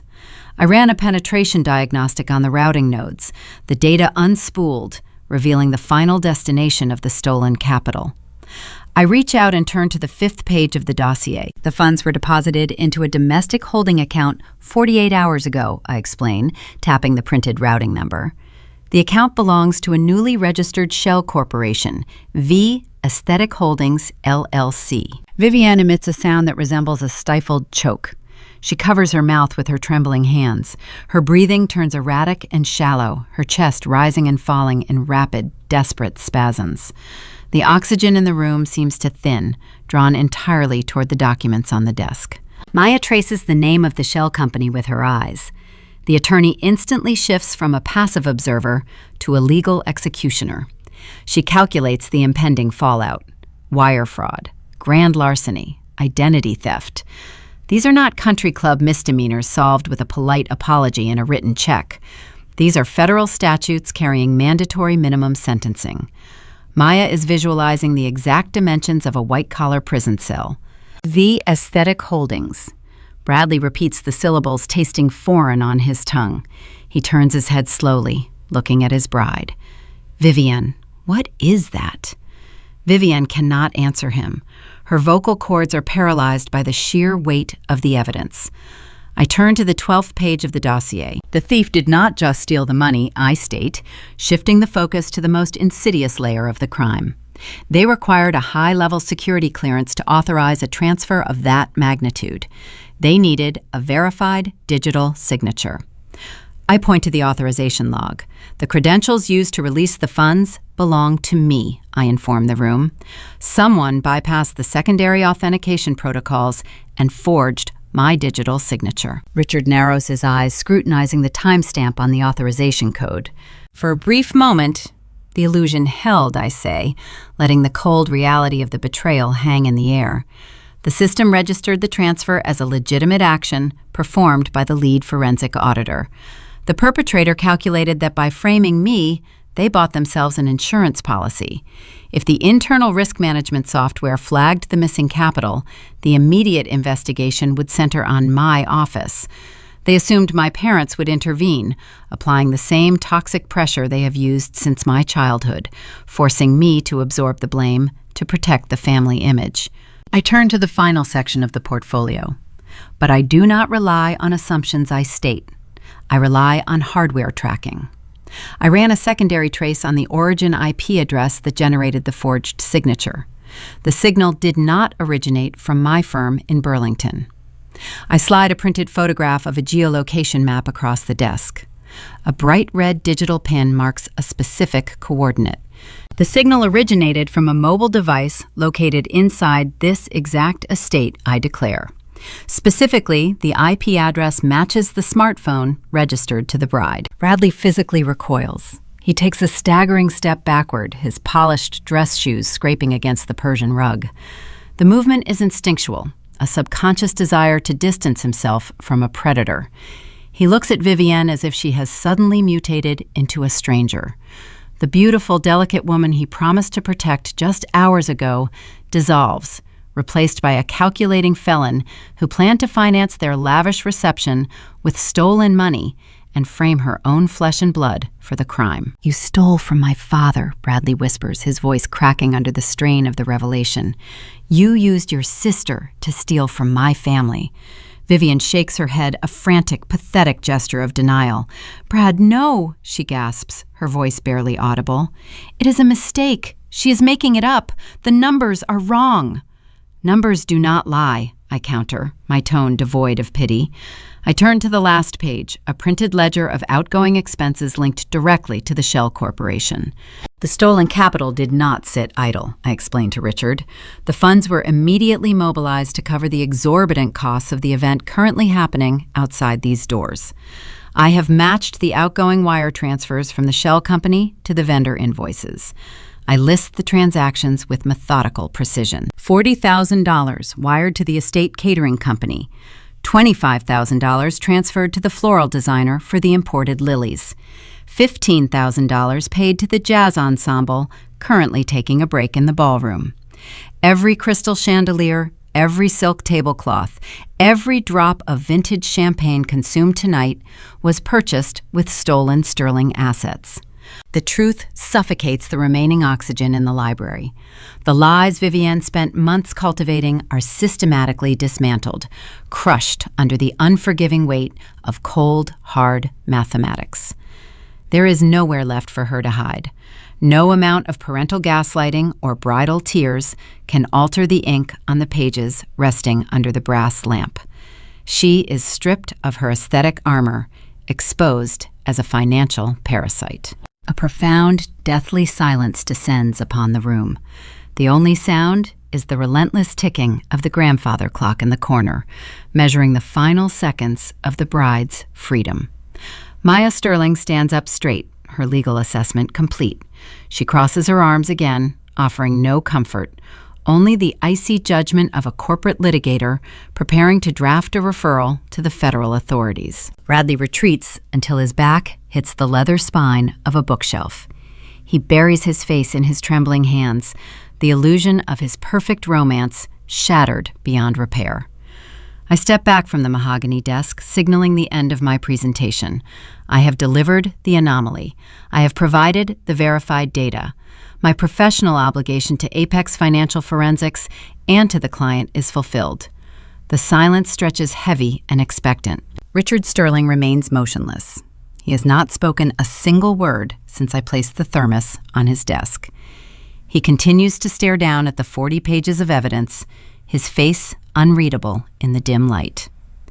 Then, very slowly, the billionaire patriarch lifts his head. He looks up from the paperwork, his sharp eyes bypassing his devastated son and the ruined bride, settling directly on me.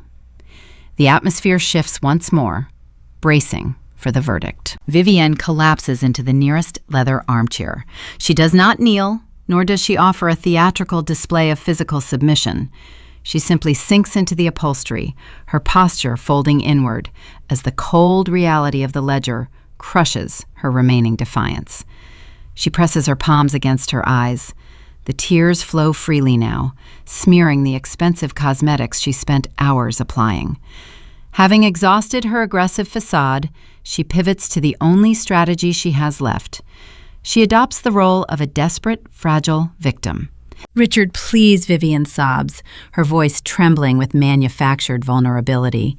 "It was a one-time error. The pressure of organizing an event of this caliber clouded my judgment. I just wanted everything to be flawless for Bradley. I intended to pay it back. I swear I was going to replace the funds after the honeymoon. It was a temporary loan." I watch her perform from my position in the center of the room. A temporary loan, secured through identity theft, forged credentials, and offshore proxy servers, is a fascinating legal defense. Richard Sterling does not react to the tears. He reaches out and closes the leather portfolio, letting the brass clasp fall back into place. The sound is final, echoing sharply against the wood-paneled walls. He rests his hands on the mahogany surface, intertwining his fingers. His expression does not convey outrage. It does not convey disappointment. It conveys a cold, detached amusement. "You misunderstand the architecture of my empire," Vivienne Richard states, his tone even and unbothered. "You assumed you were outsmarting a rigid bureaucracy. You believed your rudimentary routing trick would afford you a window of invisibility." He shifts his gaze away from the ruined bride and looks directly at me. "Did you truly think I would allow $150,000 to vanish from a primary development fund without a real-time alert?" he asks, addressing me as a peer rather than a subordinate. I hold his stare. The pieces of the puzzle shift, forming a new, startling image. I review the timeline of the audit in my mind. The exception flag populated on my monitor this evening, but the funds were extracted 48 hours prior. For a standard banking institution, a 2-day delay is standard procedure. For Sterling Enterprises, it is a glaring operational vulnerability. "Your proprietary risk management software," I state, recognizing the truth. "It runs concurrent sweeps on all liquid assets." Richard gives a slow, approving nod. "My internal safeguards flagged the transaction on Tuesday afternoon," he reveals. The software traced the anomaly before the capital ever reached the first offshore proxy. My security team identified the domestic shell corporation by Wednesday morning. We knew exactly where the money went, and we knew exactly who authorized the transfer. The words hang in the heavy air of the library. Vivienne stops crying. She lowers her hands, her smeared eyes widening in raw, unfiltered shock. The frantic sobbing catches in her throat. She stares at the billionaire patriarch, her mind struggling to process the devastating reality of his admission. "You knew," Bradley whispers, his voice barely a breath. He pushes himself away from the bookshelf, looking at his father with an expression of profound confusion. "You knew she stole the money 3 days ago. Why did you let the rehearsal happen? Why did you let her put on the dress and invite 200 guests to our home?" Richard turns his attention to his son, offering a harsh lesson in corporate survival. "Because a minor financial theft is a temporary inconvenience, Bradley, but a compromised auditor is a fatal vulnerability."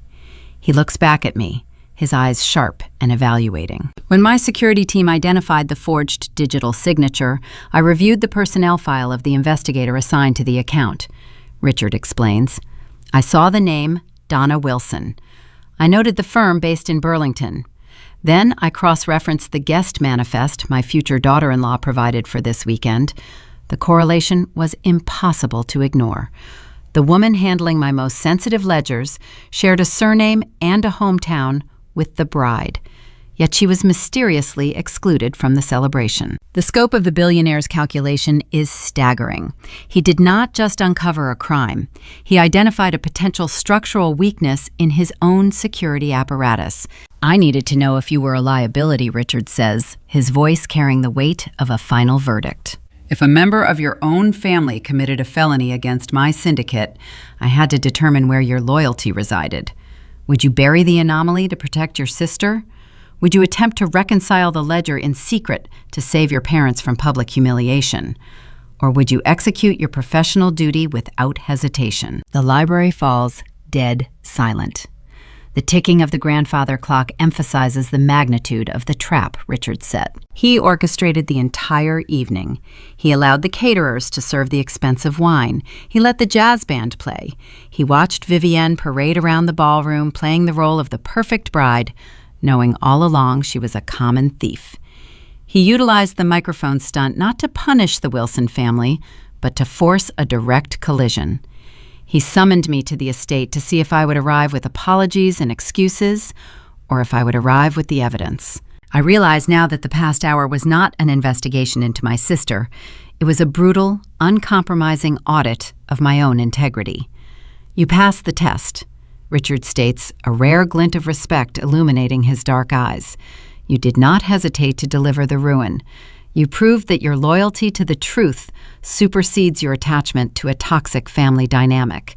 That is a rare commodity. I require personnel who operate without sentimental vulnerabilities. Vivienne shrinks back into the leather armchair. The last remaining fragments of her ego shatter into dust. She is not a brilliant mastermind who almost got away with a heist. She was nothing more than an unwitting variable in an employment evaluation. Her entire wedding, her carefully curated aesthetic, the designer gown she wears, all of it was allowed to proceed simply to serve as bait for a corporate loyalty test. The realization destroys her. She is irrelevant. Maya Sterling pushes herself away from the wall. She has not spoken since entering the room, her silence serving as a testament to her prior knowledge of her father's plan. She watched the entire confrontation unfold with the detached satisfaction of a prosecutor watching a trap spring shut. She walks toward the mahogany desk, her heels clicking sharply against the hardwood floor surrounding the Persian rug. The test of integrity is concluded, but the legal execution is just beginning. Donatella has verified the digital trail. Maya says, her tone crisp and businesslike, shifting the focus from the corporate test to the impending legal fallout. The theft is confirmed by an independent external auditor. We no longer need to rely solely on our internal findings. The documentation is sealed. Bradley stares at his sister, his face a portrait of betrayal. You knew too, he asks, his voice thick with emotion. You stood next to me at the altar for the rehearsal, knowing the woman holding my hand was stealing from us. Maya looks at her adopted brother with a mixture of pity and stern resolve. We were protecting you, Brad. You are too trusting. You needed to see her true character under the pressure of undeniable evidence. If we had simply canceled the wedding on Wednesday, she would have spun a web of lies. She would have convinced you it was a misunderstanding. You had to watch her attempt to destroy her own sister to understand the depth of her deception. The groom has no counter-argument. The truth is bitter, but it is flawless. I stand in the center of the library feeling a profound sense of closure. The toxic cycle that defined my childhood is broken. My parents and their gaslighting Vivienne and her manipulation, the constant demand that I sacrifice my peace to maintain their illusion, it all ends here.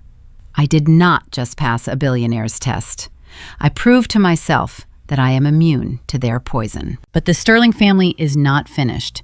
They do not merely expose liabilities, they eradicate them. Maya reaches into the breast pocket of her tailored evening jacket, retrieving a folded legal document. She places it on the desk next to the leather portfolio, smoothing the crease with her palm.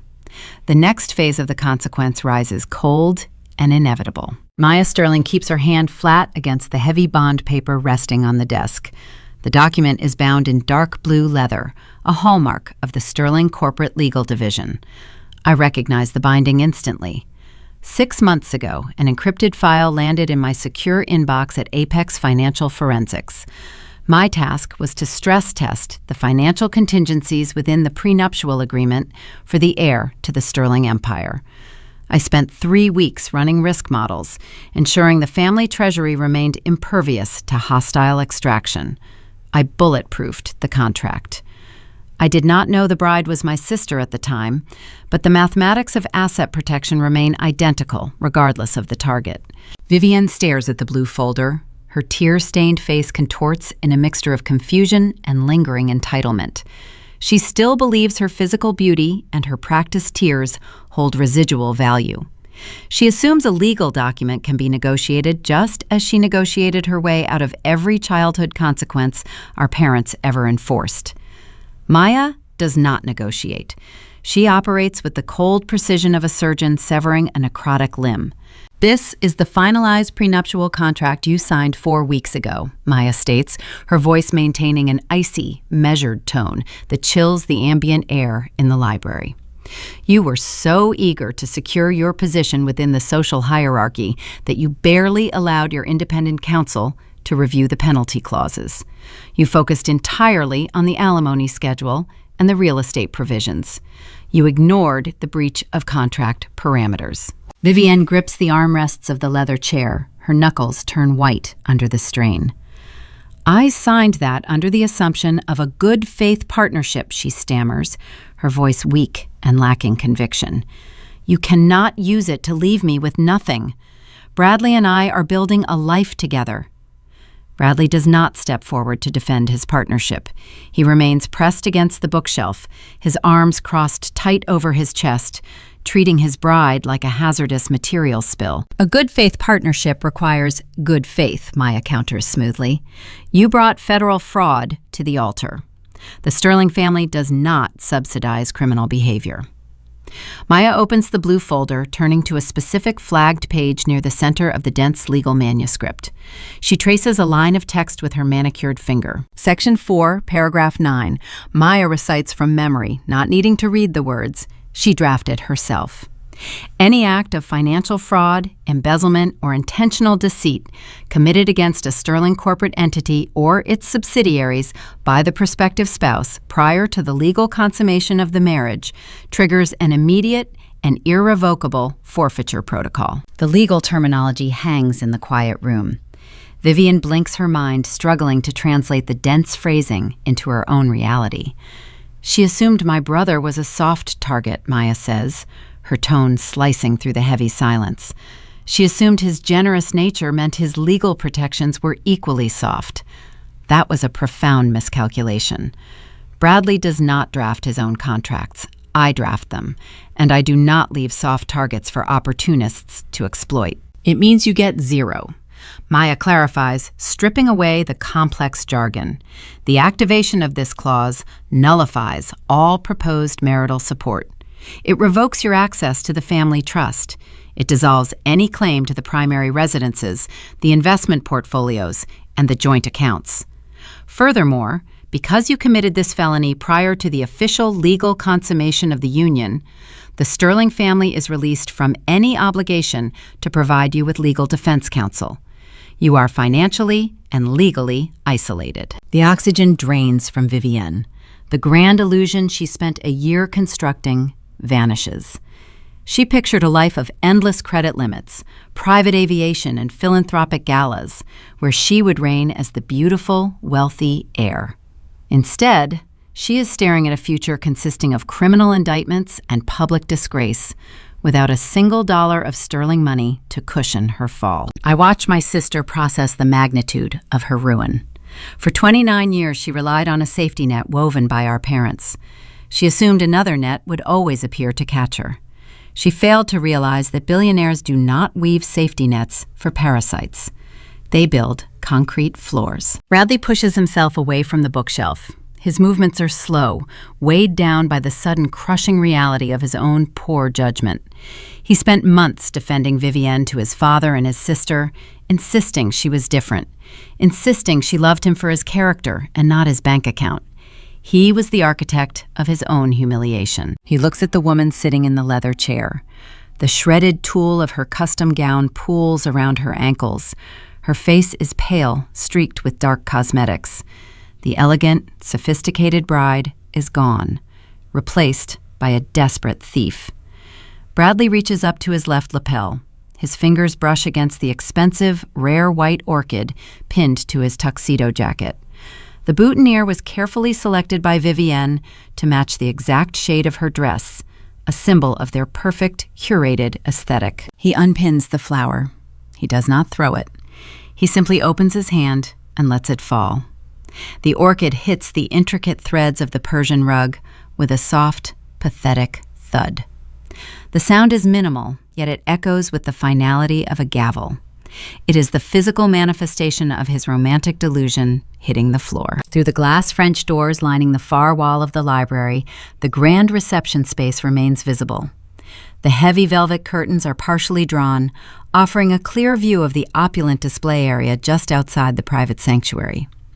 The catering staff is distracted, hovering near the main ballroom entrance, where the guests are still murmuring about the scandalous phone call. Left unattended in the center of the display area stands the towering wedding cake. It is a masterpiece of culinary architecture, soaring 6 tiers high, wrapped in delicate spun sugar vines and edible gold leaf. It was designed to be the centerpiece of the evening, a fragile monument to a flawless union. But the caterers placed the heavy dessert on a table with a slight, almost imperceptible warp in the wood. Throughout the evening, gravity has been quietly applying pressure to the uneven foundation. As Bradley drops his boutonniere, the physical strain on the cake reaches a critical threshold. Through the thick glass of the library doors, the disaster unfolds in total silence. The towering spun sugar monument begins to list. The tilt starts slow, a minor shift in the vertical axis. Then the structural integrity fails entirely. The 6 tiers slide off center, the delicate sugar vines snapping under the sudden kinetic force. The cake topples over. It crashes onto the polished marble floor of the reception hall. The edible gold leaf splatters across the pristine tiles. The intricate, artificially sweet facade is instantly reduced to a ruined, unrecognizable mess of frosting and broken cake layers. The symbolism is glaring. The fragile, expensive illusion Vivienne built could not survive on a crooked foundation. The collapse was always inevitable. It was only a matter of time before gravity took over. Bradley does not even flinch at the sight of the ruined cake outside the doors. His focus remains fixed on the ruined woman sitting in front of him. The soft, anxious groom who begged his father not to make a scene just 30 minutes ago has vanished. The betrayal has hardened him, leaving behind a cold, detached heir to the Sterling Empire. "I want an annulment," Bradley states, his voice stripped of any lingering affection. Vivienne lets out a broken, ragged sob. "Brad, please," she begs, reaching a trembling hand toward him. "You cannot mean that. We love each other. We can fix this. We can go away for a while and start over." "I do not want a divorce." Bradley continues ignoring her outstretched hand entirely. "A divorce implies we had a valid marriage. We did not. You entered this union under fraudulent pretenses. You used my name to steal from my father. I want the legal record to reflect that this partnership never existed. I want an annulment filed first thing Monday morning." He turns his back on her. The rejection is absolute. He walks toward the mahogany desk, aligning himself with his father, and his sister, physically separating himself from the criminal element in the room. Richard Sterling observes his son with a faint nod of approval. Bradley has finally demonstrated the ruthless self-preservation required to survive in their world. The patriarch then shifts his sharp gaze back to me. The test of integrity is over, the legal execution is delivered, and the romantic delusion is severed. The Sterling family has cleansed their foundation of the infection. But the Wilson family remains to be dealt with. The parents are still waiting in the hallway, unaware that their golden child has just been stripped of her future. The authorities have yet to be notified. The financial audit has triggered a chain reaction that cannot be stopped, and the final boundary has yet to be drawn. I stand tall in my tailored suit, ready to deliver the concluding phase of this reckoning. Maya Sterling lifts her chin, her dark eyes locking with her father across the polished mahogany desk. Richard gives a single, subtle nod of authorization. The silent communication between the billionaire and his chief legal counsel seals the fate of the bride. Maya reaches into the tailored pocket of her evening jacket and extracts a slim smartphone. She does not step into the hallway to make the call.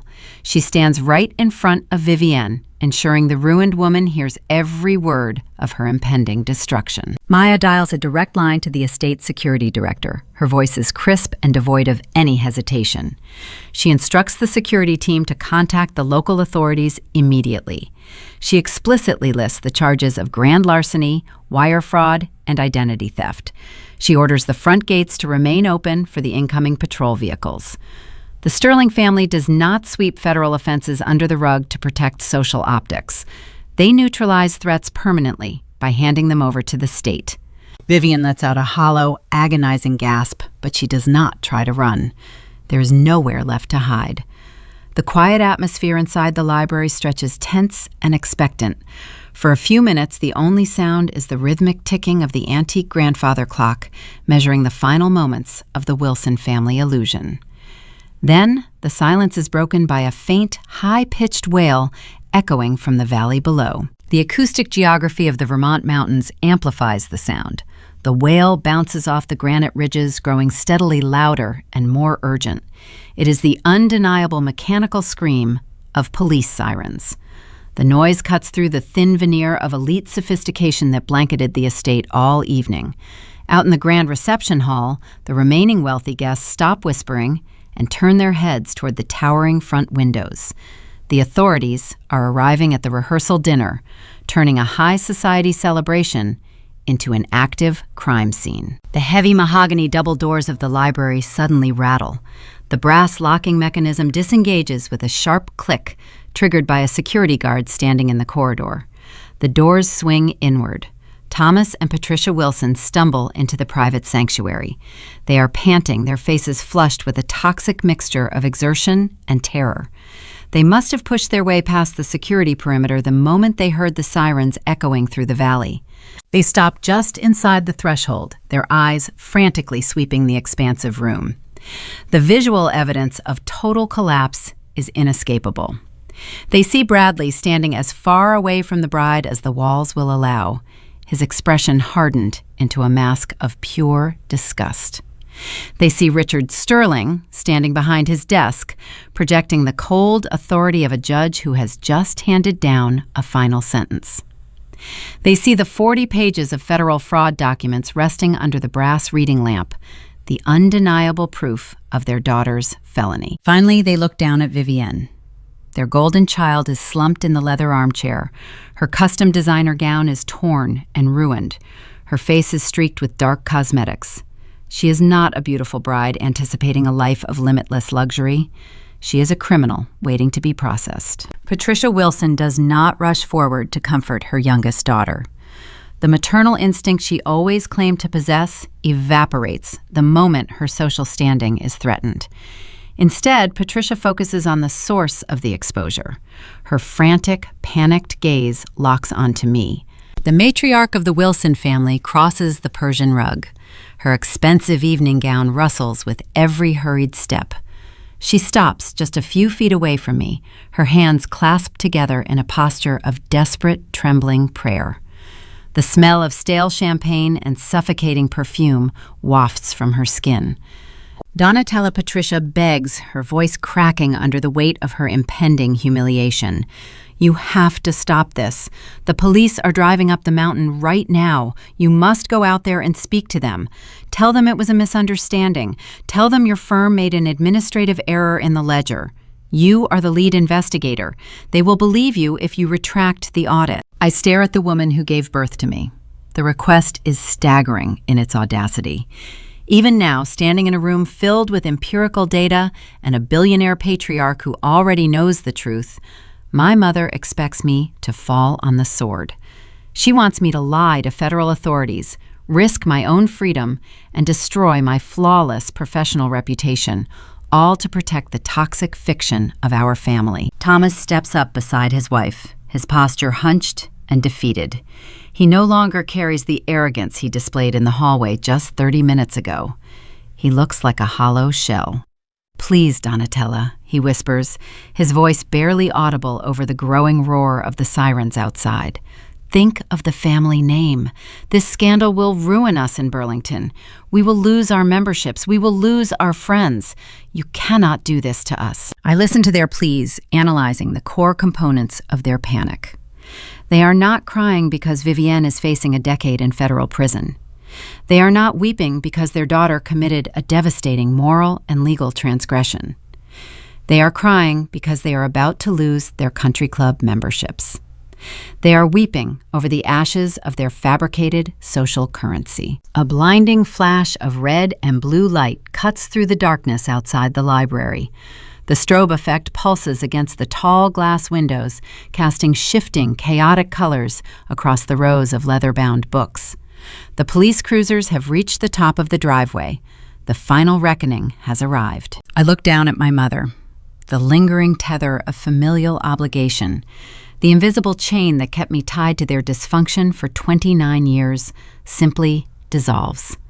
I feel nothing but a cold, clinical detachment. I will not retract a single page of that audit. I state, my voice ringing out with unyielding clarity. I will not commit perjury to save your country club status. I will not absorb the consequences of her theft. Patricia reaches out her trembling fingers, grazing the fabric of my tailored black suit. But you are her sister, she sobs, tears spilling over her eyelashes. You are supposed to protect her. We are your family. I step back, severing the physical contact. The boundary I am drawing is permanent and impenetrable. You chose your daughter 3 days ago, I tell them, delivering the words with surgical precision. Today, I chose myself. The explicit statement hangs in the strobe-lit air of the library. It is the final verdict. There is no room left for debate, no hidden vulnerability they can exploit. My parents stare at me, their faces crumbling as they realize the designated shock absorber is permanently out of commission. Patricia drops to her knees on the Persian rug, burying her face in her hands, weeping loudly over the irrevocable destruction of her pristine image. Thomas covers his eyes, his shoulders shaking with the realization that his legacy is reduced to a police report. I do not stay to watch the authorities place Vivienne in handcuffs. My professional obligation to Apex Financial Forensics is complete. The anomaly in the Sterling ledger is resolved. I turn my back on the Wilson family. I walk past Richard Sterling, who offers a final, silent nod of profound respect. I walk past Maya, who is already calculating the civil damages her firm will pursue in the morning. I reach the heavy mahogany doors and push them open, stepping out of the private sanctuary and back into the grand foyer. The scene outside the library is a portrait of high society chaos. Uniformed officers are marching through the front entrance, their radios crackling with static. The 200 wealthy guests are huddled in groups, whispering frantically, their eyes wide with scandalous delight. They part like the sea as I walk through the center of the reception hall. They stare at the woman in the black suit, sensing that I am the architect of the evening's sudden demolition. I ignore their piercing gazes. I keep my posture straight and my steps measured. I push through the massive oak front doors and step out onto the front portico. The biting cold of the Vermont night air hits my face instantly. The freezing temperature is sharp, clean, and incredibly sobering. I walk down the stone steps, moving past the parked police cruisers with their strobing red and blue lights painting the manicured lawns. I reach my sedan parked in the circular drive. I unlock the door and slide into the driver's seat. As I close the door, sealing out the noise of the sirens and the chaotic chatter of the estate, a profound sense of physical lightness washes over my entire body. My shoulders drop. The suffocating weight I have carried since I was 19 years old is gone. The burden of the Wilson family has finally been dropped, left behind in a dark library to face the unforgiving mathematics of justice. I turn the key in the ignition, ready to drive back down the mountain. 6 months later, the harsh Vermont winter surrendered to a bright, piercing spring. Sunlight pours through the floor-to-ceiling windows of a corner suite overlooking the shimmering expanse of Lake Champlain. The space serves as a portrait of modern corporate ascension. Polished concrete floors replace the dusty carpets of my old forensic firm. I sit behind a minimalist glass desk, feeling the warmth of the morning sun against my tailored gray suit. Resting on the transparent surface is a thick stack of heavy bond paper. I uncap a silver fountain pen. The steel nib glides across the signature line with a smooth, satisfying friction. The dark ink settles into the textured parchment, finalizing the employment agreement. Chief Financial Officer of Sterling Enterprises. Richard Sterling did not offer the executive position out of gratitude or misplaced sentimentality. He offered the role because my audit saved his syndicate from a prolonged federal entanglement. He recognized a professional who prioritized empirical reality over toxic loyalty. My personal smartphone, resting near the edge of the desk, remains profoundly silent. The relentless, frantic calls from my former relatives ceased months ago, replaced by a deep, enduring peace. My daily routine now consists of leading board meetings, directing global acquisitions, and managing a team of brilliant analysts who respect my unyielding standards. The legal machinery of the state processed my younger sibling with systematic efficiency. The prosecuting attorneys compiled an ironclad case using the 40 pages of forensic data I provided on the night of the ruined rehearsal dinner. Facing the prospect of a decade behind bars in a federal facility, the former bride accepted a grueling plea deal. The court mandated full financial restitution to the Sterling Treasury. Federal marshals executed strict asset seizures to satisfy the debt. They confiscated her designer handbags, the imported silk gowns, and the expensive jewelry she hoarded over the years. The authorities auctioned every luxury item to replenish the stolen funds, stripping her of the armor she used to project superiority. Today, the golden child occupies a very different environment. She sits behind a chipped laminate counter in a dimly lit strip mall on the industrial outskirts of Burlington. She secures her employment as a receptionist for a low-tier property management firm. Her daily uniform consists of an ill-fitting synthetic blouse that chafes against her skin. The smell of stale coffee and cheap industrial cleaner permeates her workspace. She spends her long shifts answering a relentless barrage of phone calls from hostile tenants complaining about broken plumbing and unreturned security deposits. The court instantly garnishes her minimum wage earnings. She traded a life of curated luxury for a grueling cycle of indentured servitude. She is forced to calculate the exact cost of her own deceit every single hour of her working day, staring at a clock that moves far too slowly. The collateral damage swept through the rest of the bloodline with equal severity. Thomas and Patricia mortgaged their pristine social standing to retain a team of high-priced criminal defense lawyers. The exorbitant legal fees drained the fragile remnants of the trust fund they used as a psychological weapon for 29 years. They depleted their savings accounts, defaulted on their equity loans, and missed consecutive mortgage payments. The local country club quietly revoked their membership, erasing their primary source of social validation and cutting them off from the affluent network they worshipped. The banking institution initiated swift foreclosure proceedings on the sprawling estate they called home. Unable to maintain the opulent facade, Thomas and Patricia packed their remaining possessions into rented moving trucks. They departed the elite neighborhood under the cover of darkness, desperate to avoid the scrutinizing stares of their former peers. Their artificial empire dissolved entirely, leaving them ostracized and bankrupt.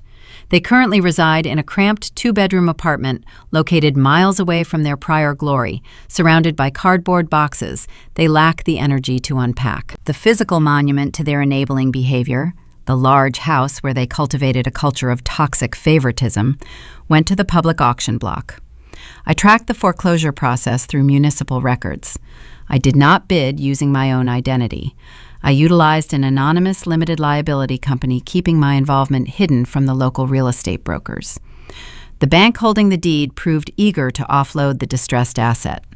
My anonymous entity secured the property at a steep, unrecoverable discount. I did not buy the house to live in it. I bought the property to erase it. I capped my fountain pen and placed the silver instrument back into its velvet display case. I gather my wool coat, exiting the pristine corporate tower. I drive the familiar route toward the old neighborhood, navigating the winding suburban roads until I reach the sprawling lot.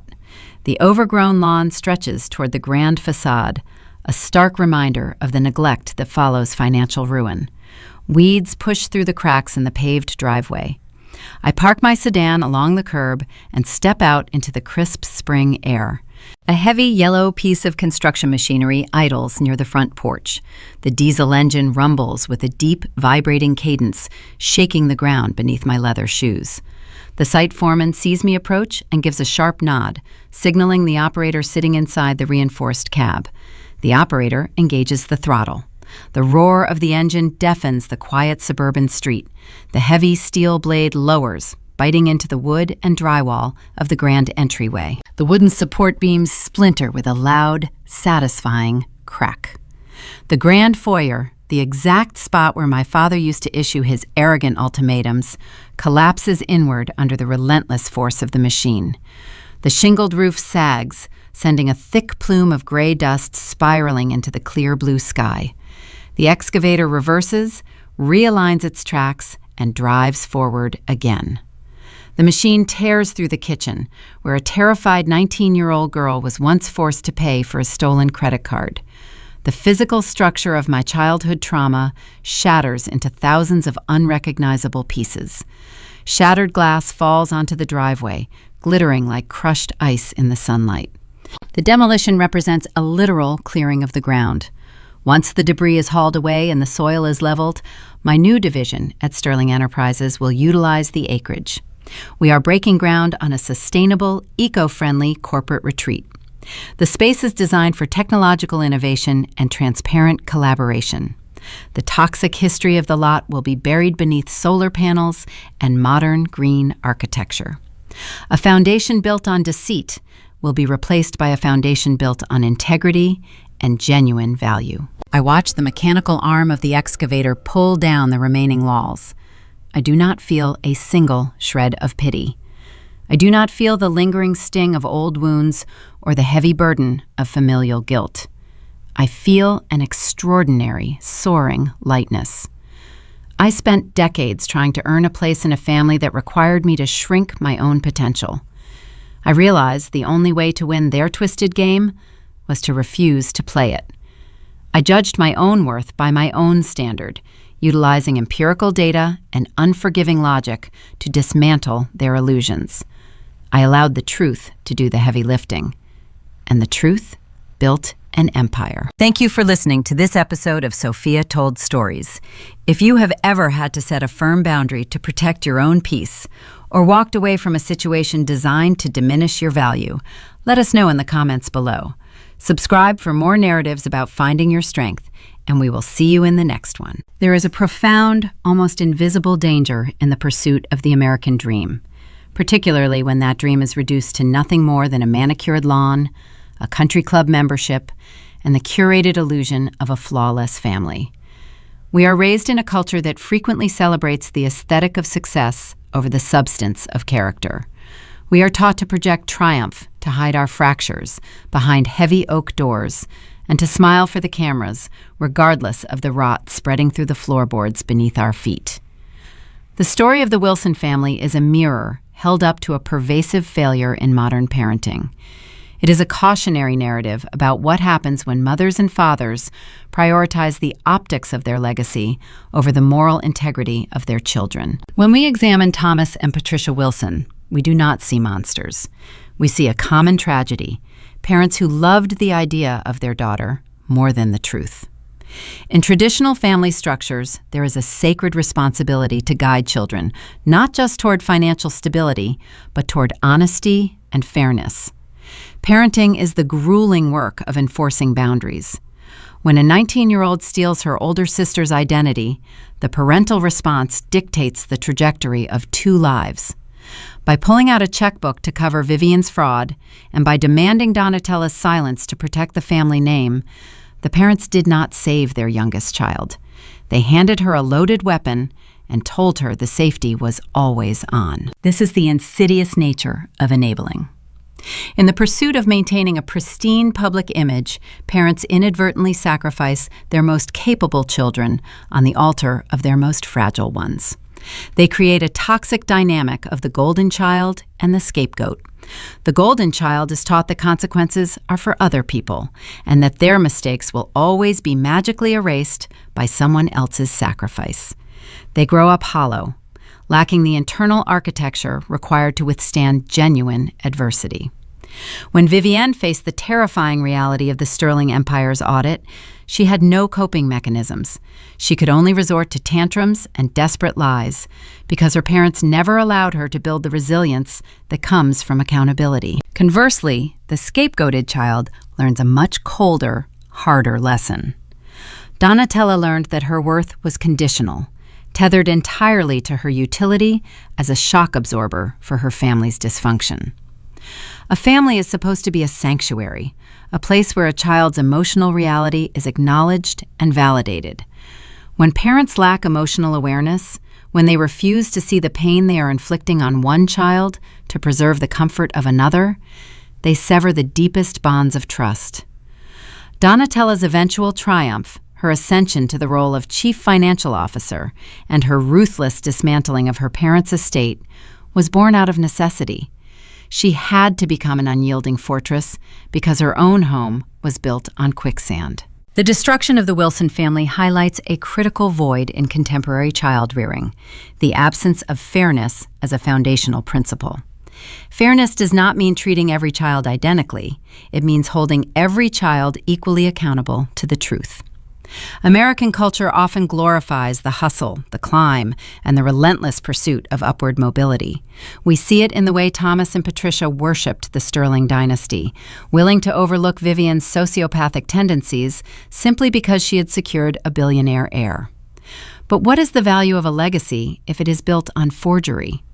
What is the purpose of securing a seat at the head table if you are entirely terrified that someone will ask you how you earned it? Richard Sterling, despite his immense wealth and imposing power, represents the antithesis of the Wilson parenting model. He is a man who demands empirical data over emotional manipulation.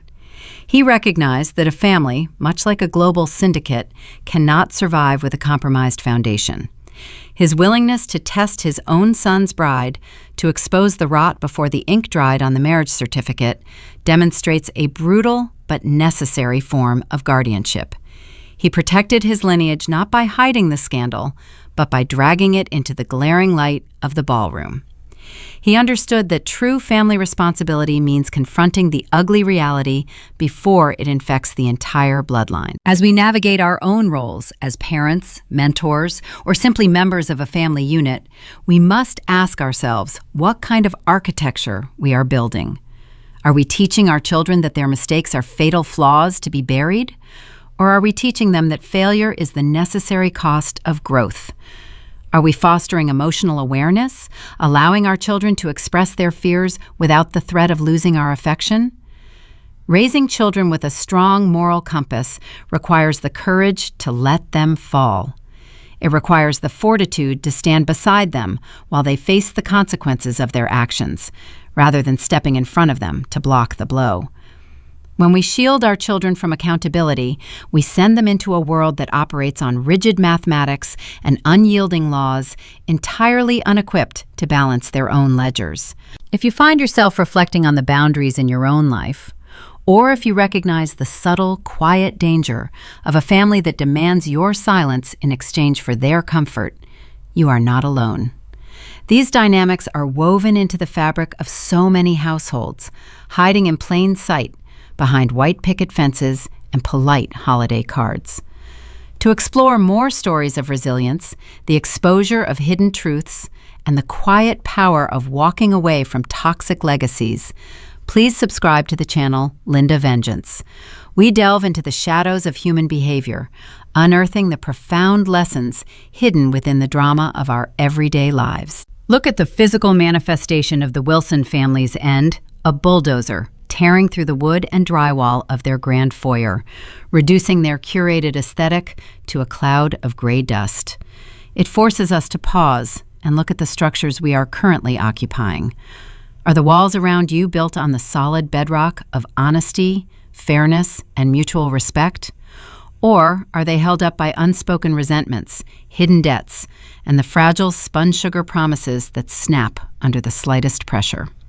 We all tell ourselves stories about who we are and what our families represent, but when the music stops playing, the guests have gone home, and the final audit of our lives is placed on the desk, what will the ledger truly show? Are you the architect of a legacy that can withstand the blinding light of the truth?